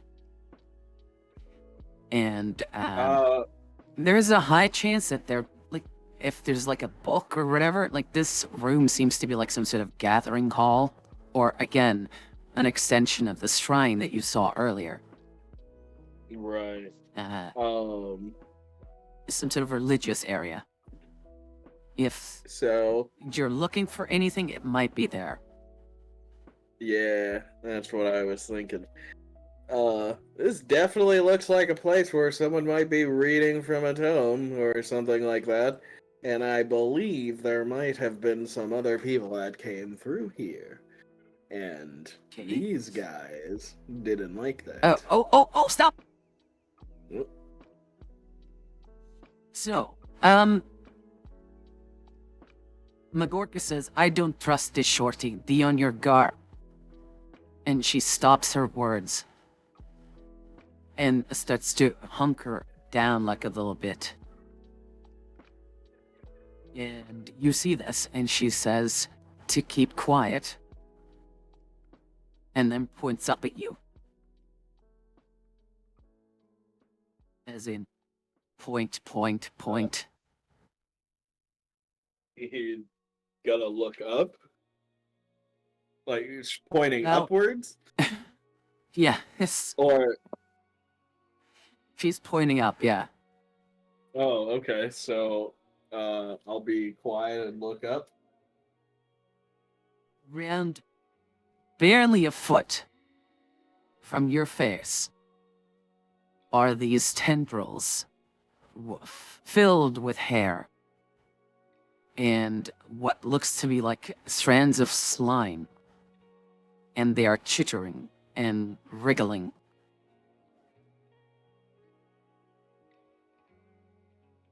Roll initiative.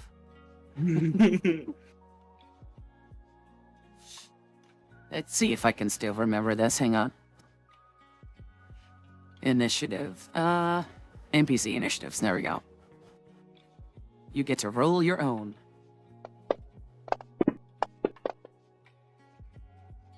There we go.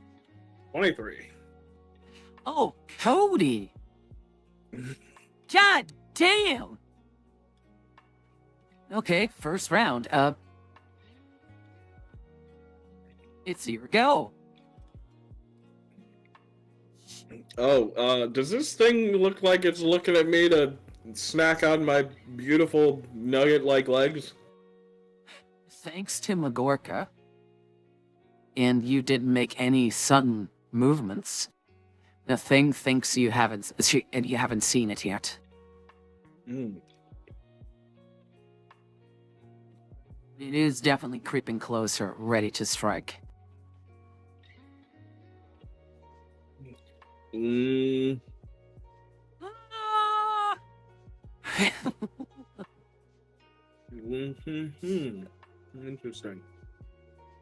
Interesting indeed.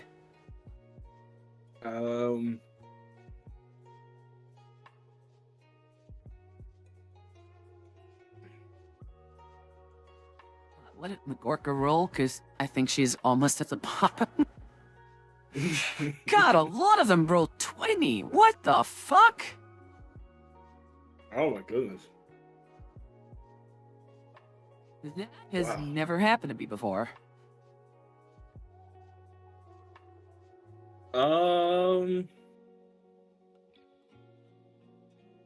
Hey. Like 20, 20, 20. Like all the skeletons are rolling 20. Maybe it's like, because it's a new server. Maybe it's set to every type of creature rolls the same initiative or something. I don't know. I'll have to look into that. Maybe. Yeah, so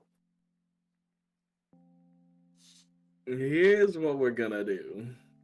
Uh-huh. I guess since it's in range, I guess I'm gonna have to just fight this thing.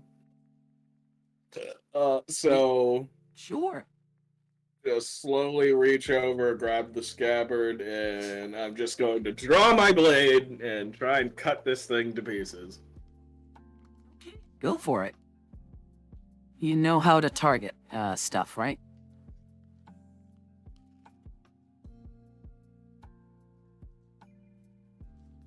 Yes. Oh, shit. You have to leave in 30. Yes. Damn. Okay. Okay, no, sure. We'll see what we can do.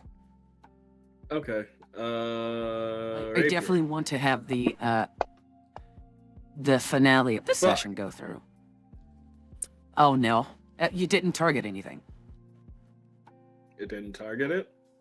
No. You can do see I on the target combat things again? tracker.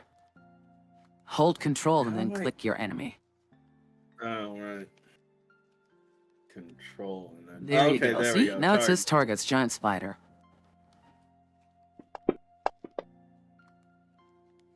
16 to hit. Okay.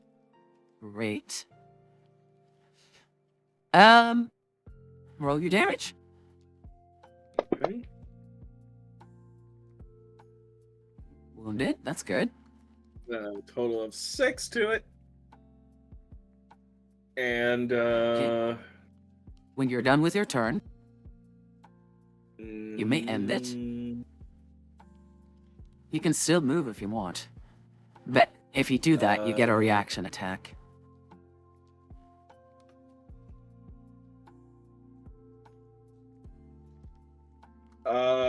Yeah. So yeah, I'll use one of my bardic inspirations to mobile flourish. Sure. And Do tell me what that does.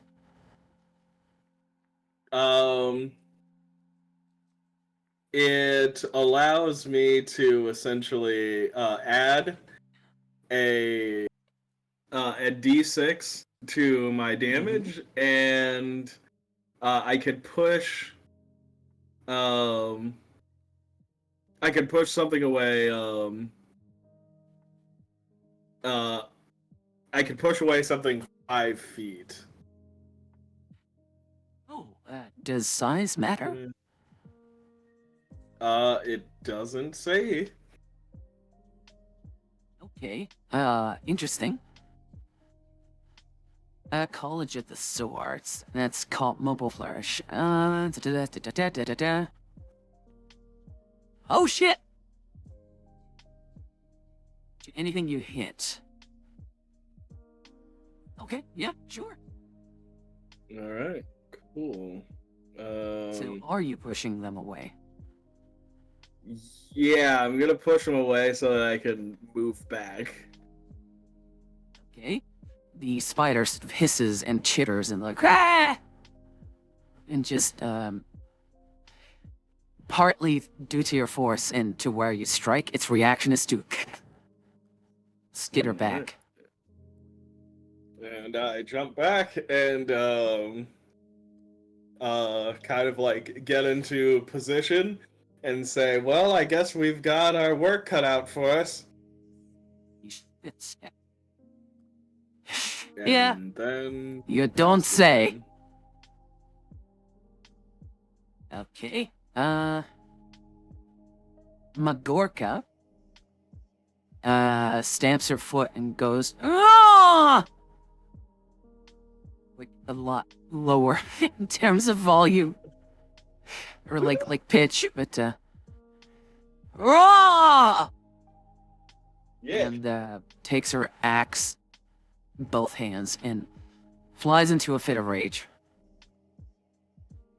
And gashes over to the spider. It's part of her rage. Alright, let me see, because I haven't played a barbarian in like fucking years. Let's see. She's gonna do reckless attack. Yeah. After you attack something. No, it's not necessary now. Great axe, there we go. Advantage, because reckless. Oh yeah, that's a good hit. Doing a Googleplex of damage. It's like, she sort of like pushes it up with her axe and sets it up for you. But the spider is also still there.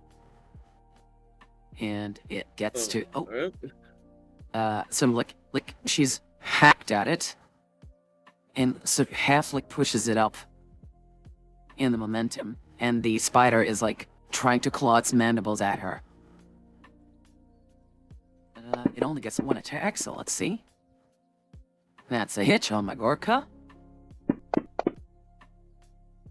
She takes some damage and needs to save. Which she did, so she doesn't get poisoned. Nice.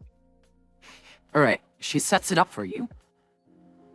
Half looks back and says, no, Shorty! Now, Shorty! Stab it in the abdomen. So- he's gonna go up and he's gonna try and make an attack. Okay. Uh, hit this. It's weak in the belly. Son of a bitch! Oh no. Oh no. Okay. The spider sort of repositions its leg. That basically cut off your avenue of attack. Um, So, yeah. I'll, as a free action, drop my. Wait, you had drop bardic the torch. inspiration. Well, I can't use it on myself. Yes, you can. I don't think you can. You I can. thought you could only use it for other people. I don't think so. I mean, if you've given it to her, you don't have it. Well, I get multiple bardic inspiration dies. Oh, do you think yourself? I'm sorry. I'm gonna have to have some Yes. words with a bard player at my table. What does your inspiration sound like, by the way? The inspiration. Well, for me, when I do it, it Ordo mama. adds a sound. It adds a sound effect. Like when I pushed the spider away, it actually made like a conking sound. And when I use my when I give it to other people, it is a ringing when they hit. So they strike true. Oh, okay. So yours is bonk. Yes. Mine is bonk when I Yeah. use it to push stuff away. Okay. Well then, yeah, so free action I'm dropping the whatchamacallit? The torch, and I'm Rapier going to or try the... and Oh, torch, yeah. the torch. And my offhand I'm gonna try and stab it with a dagger. Okay. Yeah, sure. Which does not count as an offhand because I have the whatchamacallit? Fighting style. Okay. Go for it. Actions, there it is. Action, action, So, action, action.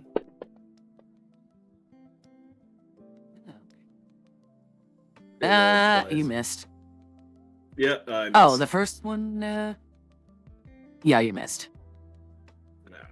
Oh, no, sweetie. Org. Attacking well out of ammo.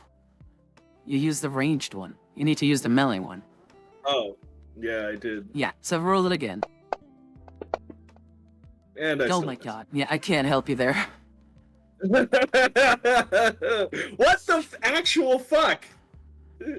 Yeah. Alright, well then that is going to be my turn. Yeah. So, Magorka is still got her axe in the abdomen. She wrenches it free and tries to overhand swing, noticing that you weren't able to deliver the killing blow. Yeah, and reckless attack. Oh, there you Look go. at that. Oh, Wow. It was a glancing hit. The spider looks at you, being the smaller and more tasty morsel, and lunges at you. Good. Get that? Not roll anything? It's stuck on 2. Oh no. Oh, okay. Oh, there it is. It missed. Okay, you're so small and nippy. Yeah. Like, ah! This is your time to shine. Alright. Let's go for the attack! Are you actually shitting Oh all my over both God. of my nuts? What the fuck? Oh my god! How is this? Does this keep happening? Ah! Ah! Just a second. Do you have anything with your sword school that can help you here? I don't think so. I don't know, Mama. Maybe I'll have a look. Let me look at inspiration.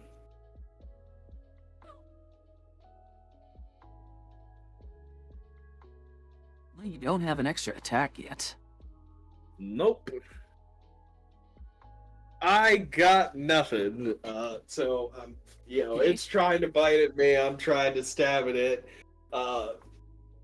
Neither is happening. Okay. Okay, Magorka is still next to you. And, reckless attack. She half sort of like steps in your way, just trying to get the axe in like the middle of the face. Ooh, she misses. What? Yeah. Holy hell, this Oh my spider goodness. This spider is hanging on. tries to bite you in the butt and misses. Wow. Okay, Cody Uh, Wendell. Do you do Its face is flanking? less than a foot away from you. Do You do can't miss flanking? this. Do you do flanking? You can flank, but not with a creature that's larger. Oh, It doesn't okay, work well like then that. Never mind. Then it will just go for the attack. Yes. Action. Don't forget you get a +2 if you only use your rapier.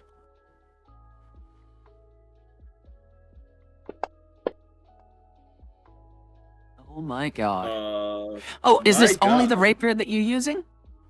No, I have both in my hand. Okay, just saying. Yeah. Hey. There we go. you go.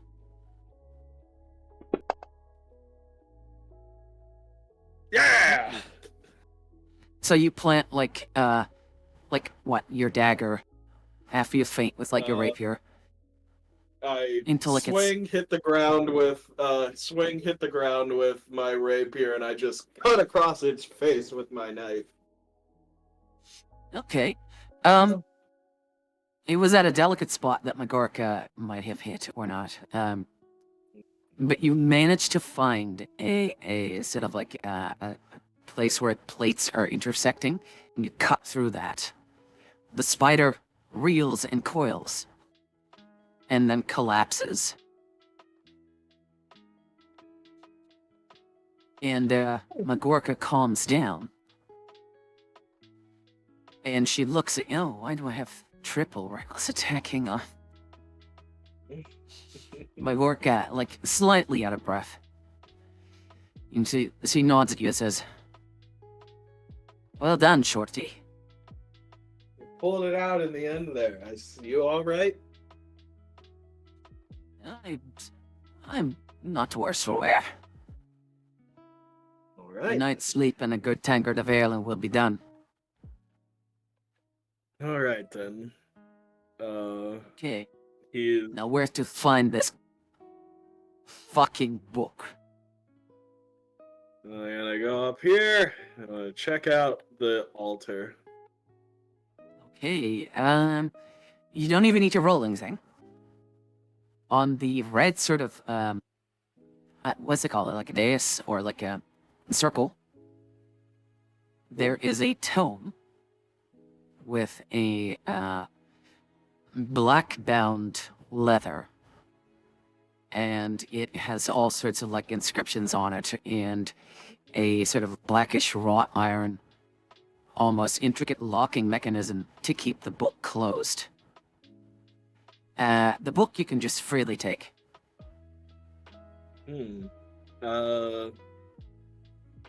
Does it look like the book that we were supposed to pick up? Take out the papers and look Yes. at it. It is, yeah. I'm gonna look back at Uh, jeez, what is her name?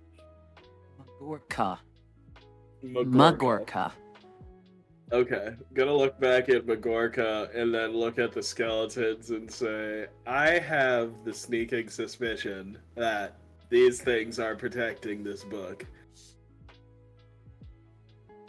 Whatever it is, Shorty. We're getting paid for it. Yeah, so I'm gonna go and grab the book.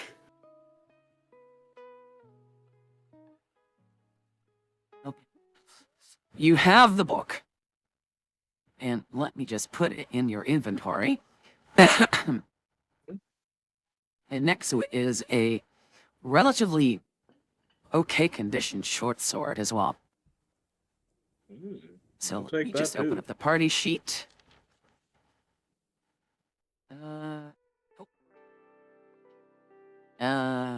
How does one identify it now? Drop PCs and oh, sorry, shit, you're not even in the party yet. Hang on. Oh. There we go. Yeah, I did that to, not spoil anything. There we go. You have a dusty tome and a short sword. Great. You hear the doors behind you close.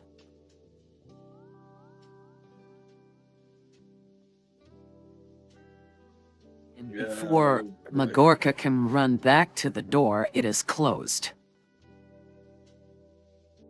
She yells out, "Damn it! Was there some sort of mechanism?" I'm gonna look back at the table to see if there's You like see a nothing. switch underneath it. Nope, no pressure, nothing. And I'm Magorka, not seeing anything. there are some air channels that lead from one chamber to the other. And you hear out a deep voice that you've heard earlier. "That's for my fucking eye, you little runt!" What did they say? He said, "That's for my fucking eye, you little runt." Ooh. Sorry about that. Now you can enjoy the rest of the corpses. And when you're all done and bones, we'll come back and get that book ourselves. Ain't we, lads? Oh, dust and bones. It's gonna be a while if they're waiting for that to happen. I mean, he's going under the assumption that no one else knows that you're here. Of course. Or that this place exists. So I'm going to hop down said sleigh stairs and go back over with Magorka.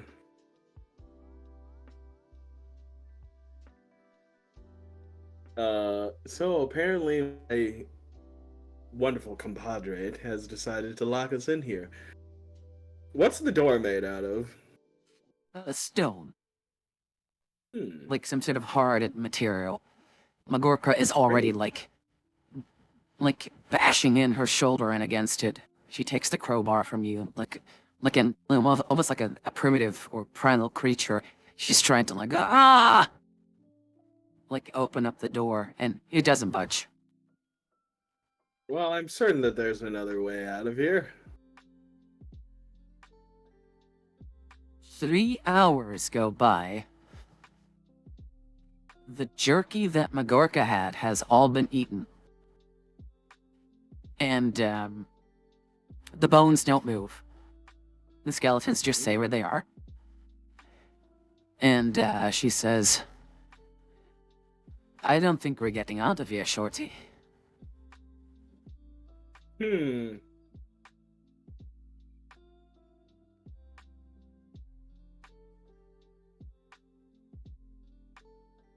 There's gotta be something I can do. as you say that, in the center of the room, you hear a crackle. And as you look over, it is as if the fabric of space starts to crack and break, as if it was just a reflection in a mirror all along. And a line, a vertical line, in a crackling sort of lightning pattern, starts to appear with a purplish, almost reddish light, violet even. And it starts to peel away on the inside, like curl inside, like these shards that go away. And a sort of man-sized circle starts to form, made out of light. The smell is awful, like rotten eggs and sulfur. And a creature steps out. They curl their sort of like purplish blue fingers and hands around the circle, as if stepping through like a hula hoop. And one heavy sort of cloven-hoofed leg with black hair steps down, and like you feel the weight behind that fucker. And then a second one joins it, and this creature stands up, almost as if they're stretching, right? And she had to. You're clear that this is a female, and they had to bend over more because of the horns that they have. And its tail sort of like limps out, and then ultimately, like a lizard, sort of like slaps onto the floor once it leaves this hole. And you see it cross its arms and shift their weight. And they say, Cody, Mom says to stop playing. You're late for dinner. I'm not playing. I'm playing. I mean, I'm in a dungeon. I'm working. She's like, yeah, short stuff. Mom asked me to come get you. In here. And Also, she we're looks locked around, in like, here. you pick weird spots to hang out. I wasn't hanging out here. I was getting drunk, and then I beat up a guy, and then they, and then someone gave me a job, and then I ended up down here, and that guy was mad, so he locked me in here. And they sort of like nod, and like, uh-huh. Listen, I got stuff to do, right? So you can either come with me to go to Mom's, because it's your aunt's birthday coming up, and she wants you there. So turn to Magorka and says, well, it looks like this is our ticket out of here. So, Before you continue, you want to come? You can see that this is your oldest sibling, Samia. Oh, I already know. Yeah, and unlike you or Amon, who are tieflings, and you're the most teeth out of all of them, let's say it, right? Like you're the most mortal-ish. Where Amon is more tiefling, Samia is all demon. And, like it shows, like muscles bulging, she's got ripped thighs, she's taller than Magorka is, like slightly taller. And her eyes are just this vibrant violet sort of like energy. And, she steps over. You ready to go? Yep. And, I am going to grab Magorka's hand and say, come on, don't worry, we'll be fine. And she says, oh, who's your friend, huh? Sort of like, shifting and swishing her tail. My older sister. She's Samia capable. asked you. What? Oh, She asked this is about your orc Magarka. friend. This is Magarka. She's my business partner, I my see. compadre. Well, guess we're all gonna be, and she sort of like grabs her own crotch. Gonna get well acquainted. From what you know from Samia, I'm going to is turn that to Magarka and give her a double thumbs up and nod. what you know from your older sister is she looks like an absolute beast, but she's a massive sub. Like, she doesn't show it, like, outwardly all the time. Especially as your big sister, she feels like she needs to pick on you and, like, you know, push you down a little bit. Even though she's got your back. And even though she is literally hung like a horse. Literally. She is a bottom. And, you know, she's quite the sub. But she's like, oh, okay, let's not let mom waiting then. And she turns Let's over go. and turns her arm, and this portal opens up again. And she steps through it.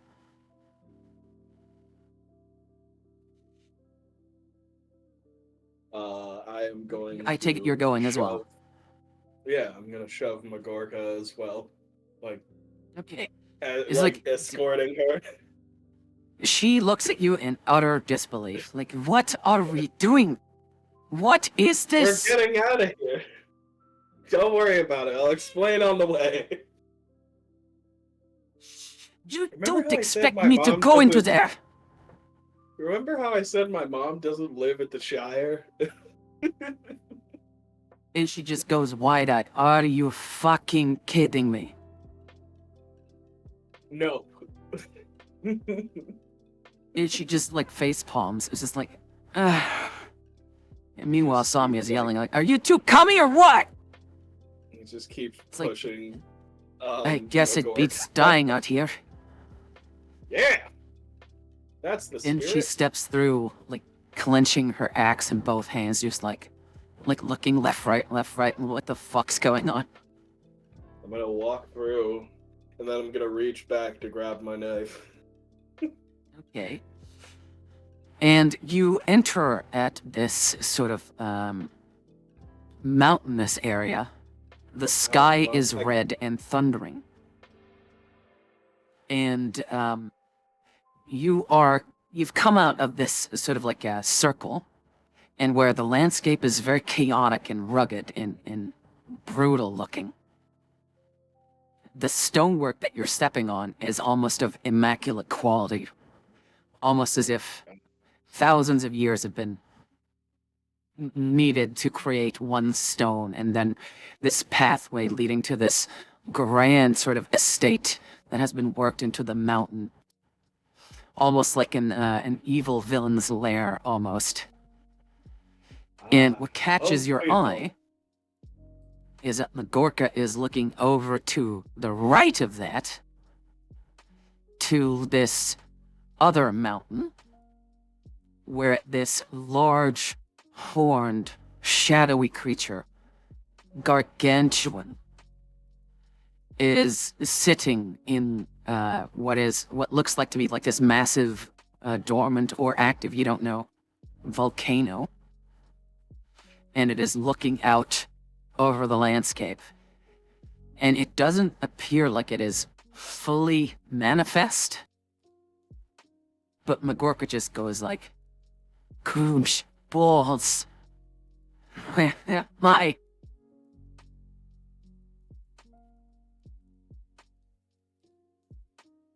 She's not one to go, like, shitting yourself easily, but she's definitely uncomfortable right now. Meanwhile, Sam is just, like, casually sauntering over to, like, the estate. Is like, come on, don't keep mom waiting. I am absolutely, keeping up pace.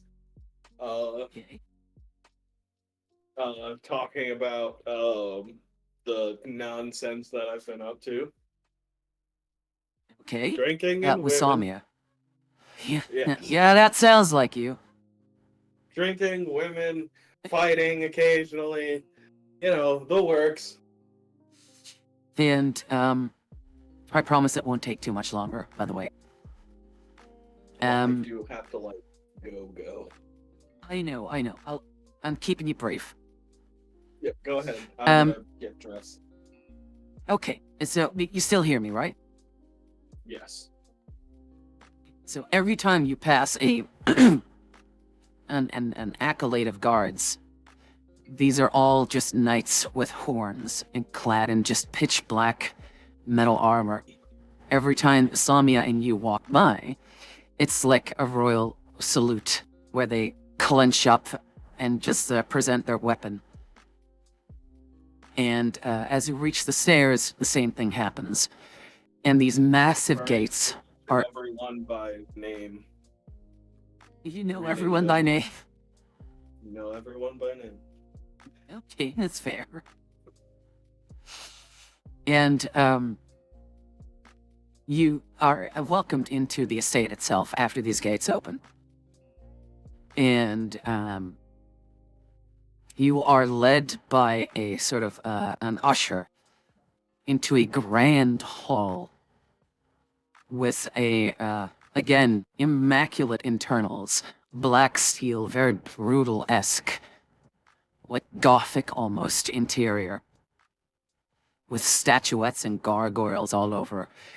And in the center, there is a table with easily over 100 seats. Long table. Like a dinner table. And a raised sort of like plateau with steps on both sides leads to a guarded area where, almost as big as the entry gates, massive metallic gates. They look as if they have been decorated, but you know the kind of dubious origin here. They're made of a black metal alloy, kind of. And it's almost as if thousands of moaning souls and people in agony and anguish or in anger or like all sorts of range of emotions. As if a stream of that going vertical had been petrified and cast into metal. Made physical. These doors look almost impossible to move, by anyone. You're still there, right? Yes. Okay. Salmia stops. And, you can see the view, outside from a terrace, looking upon all of this realm, including that other mountain. And, Salmia yells out, "Mom, Cody's home!" And this large entity outside. You know how, you have like, you know, when someone goes like, "Cody!" And you snap like your Yes. head, like, what? This entity, Yeah. despite its like, with its size, it snaps its head. But for you, it's just like this mass of movement just going really slow. Looking at the terrace. Magorka's just slack-jawed and almost drops her axe entirely. And with a roar, this entity starts to collapse in on itself, fading entirely from the volcano. A few seconds later, these two doors swing open with this entity, in a smaller version, just leans out of it like roaring. Rah!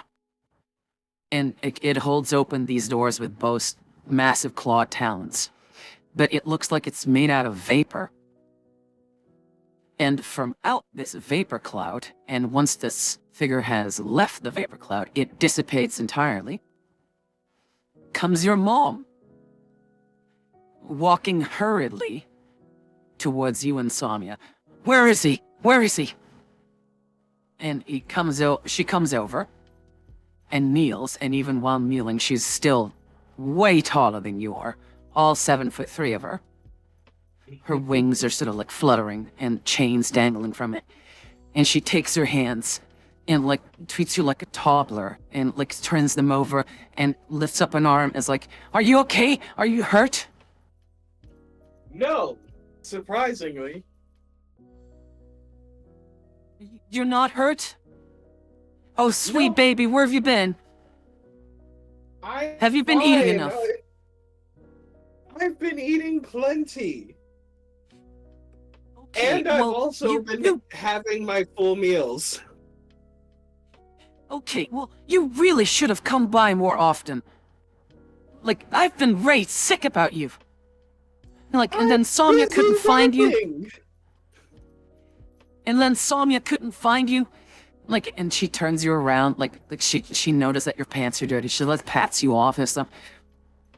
And then she gestures, like, with this unholy stare, and her face changes into something demonic, gesturing towards the servant in a hellish shriek. And this servant starts running off.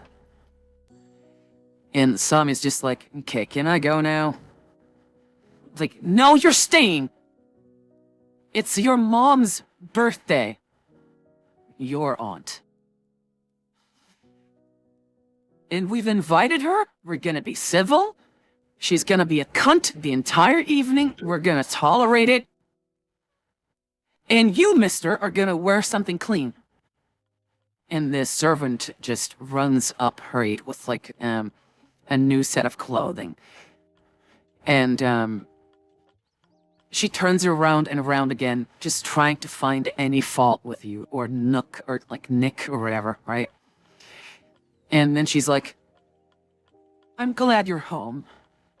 And just pulls you in and, like, almost fully swallows you in her bosom. And, I yeah. hug my mom back, of course. Okay. Looks like, I- oh. I joined a faction and we travel a lot, and also it's kind of hard to get here. And she pulls you away, and she looks at you as a, "You're right. You should never leave here again." That's Yeah, you have everything you need right here. You should just stay here. We can take care of you just forever and ever. And, yeah, but you can take that's baths every day. boring. No, you want That's adventure, boring. but I'm your mom. I want to go adventure. I want to see what it's like topside. The only good thing topside is your father. Yeah, and I occasionally go see him. Is he not taking care of you? I'll kill him! He kind of like gestures to the Harper uniform that he is wearing and says, "I joined a faction." Oh, so you, what, the scouts or something? Like, what is this? We go around, we help people sometimes, and I get usually free board and drink and women aplenty. And her face goes horrified. You go around helping people? Yeah, because they give me money for it, and I get to buy cool stuff. This sort of See, like they back got and forth. They got this kind of like civilization set up where if you do stuff for people, then they give you these coins. And with the coins, you get cool stuff with it. Whenever I just take that stuff, they get mad, so I decided to do it this way, and I get to fight people every now and then. She says, "Sweetie, Mama knows what money is. We have plenty of it. But, I mean, Is it? you're working? Yeah, it's fun. Princeling. My little princeling doesn't need to work ever. Is that why your hands are so calloused? And your Well, hands are that's smooth because as I fuck. well, that's for a different reason, but it somewhat comes from swinging around my sword. Talking about his Is jerks cruel. off. I never should have let your father talk me into this. And this goes back and forth, back and forth. And Salomia just stood there like, yeah, this can go on for like a long while. And looks at Magorka and says, looks like you're gonna be staying here for a while, huh? Magorka looks over. She starts cussing in Orcish. And that's where we end. That was fun. Thank you. Thank you so much. I know you had to go. To just like a sweet, I know you're leaving, but just as like a brief recap. You were clever. You had some good rolls. Meaning that the skeletons did not activate. I was planning, like, if you were to disturb any skeleton, that one would wake up. And it would either allow you to deal with them sort of like, individually, or if the spider, accidentally knocked into them, or you made too much noise, they would wake up. But then you said you had to go, so I left it at that. Oh, well, that You worked made out. a- I'm glad I didn't disturb Yeah. any of them. You made a very good suggestion that I jumped on, saying that, oh, if I pick up the book, they're probably gonna wake up. And I'm like, damn it, that was a good one. No. But I couldn't use it.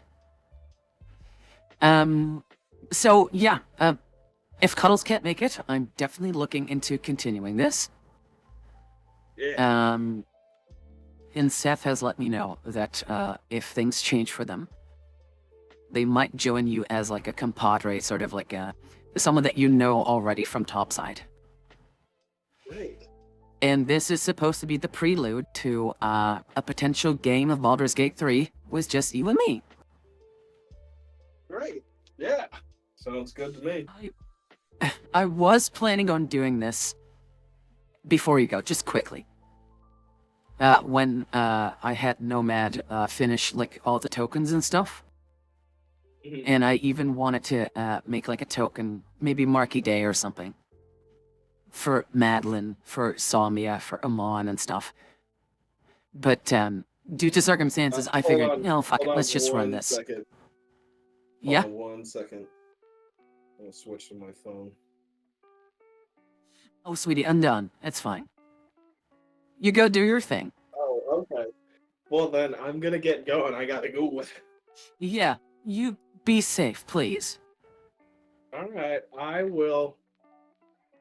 Bye, everyone. Bye, Mama. Love you. Bye, sweetie, and love you too. I have been waiting for this for weeks.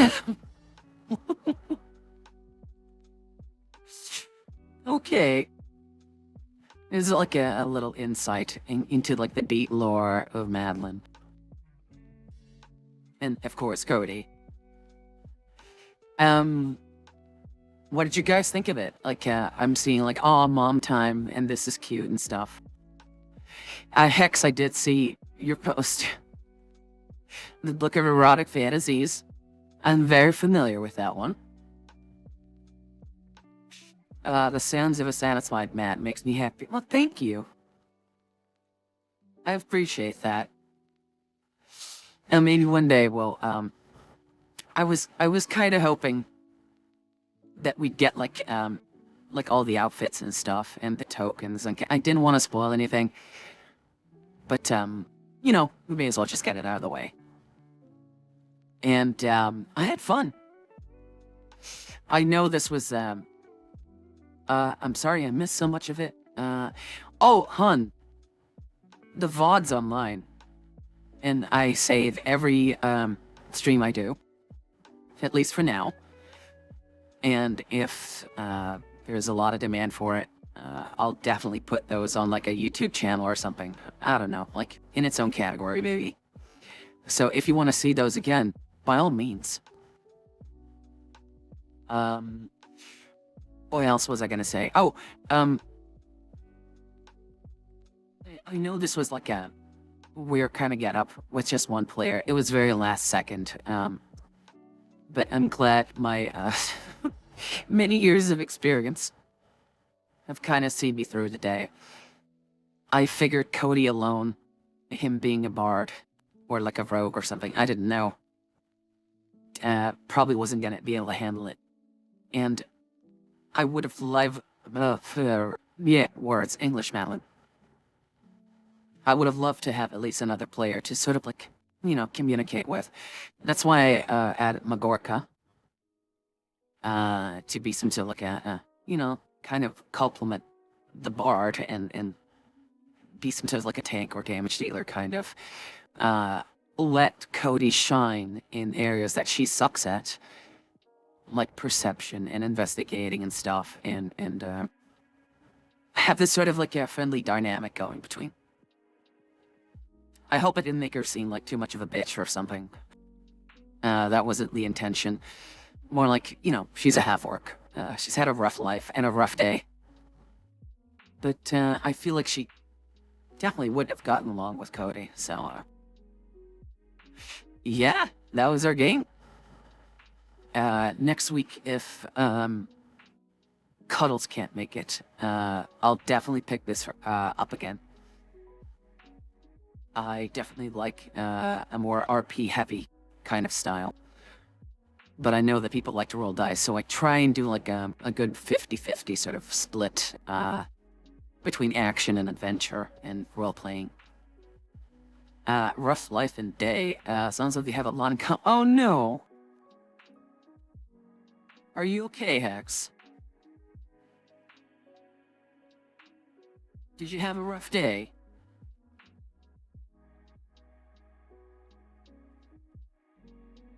I'll let you type. If you want to talk to me like in private, or like send me messages, that's fine too. Like you don't need to, like toss it out in the open. I'm good so far, just saying in general. Okay. Got me worried there. But yeah, no. Question. Who saw it coming that this massive sort of draconic, almost shadowy black entity was Madeline? Who saw that coming?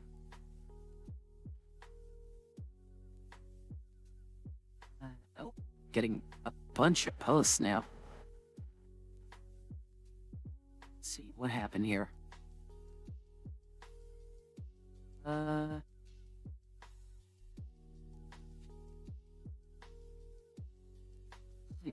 Okay.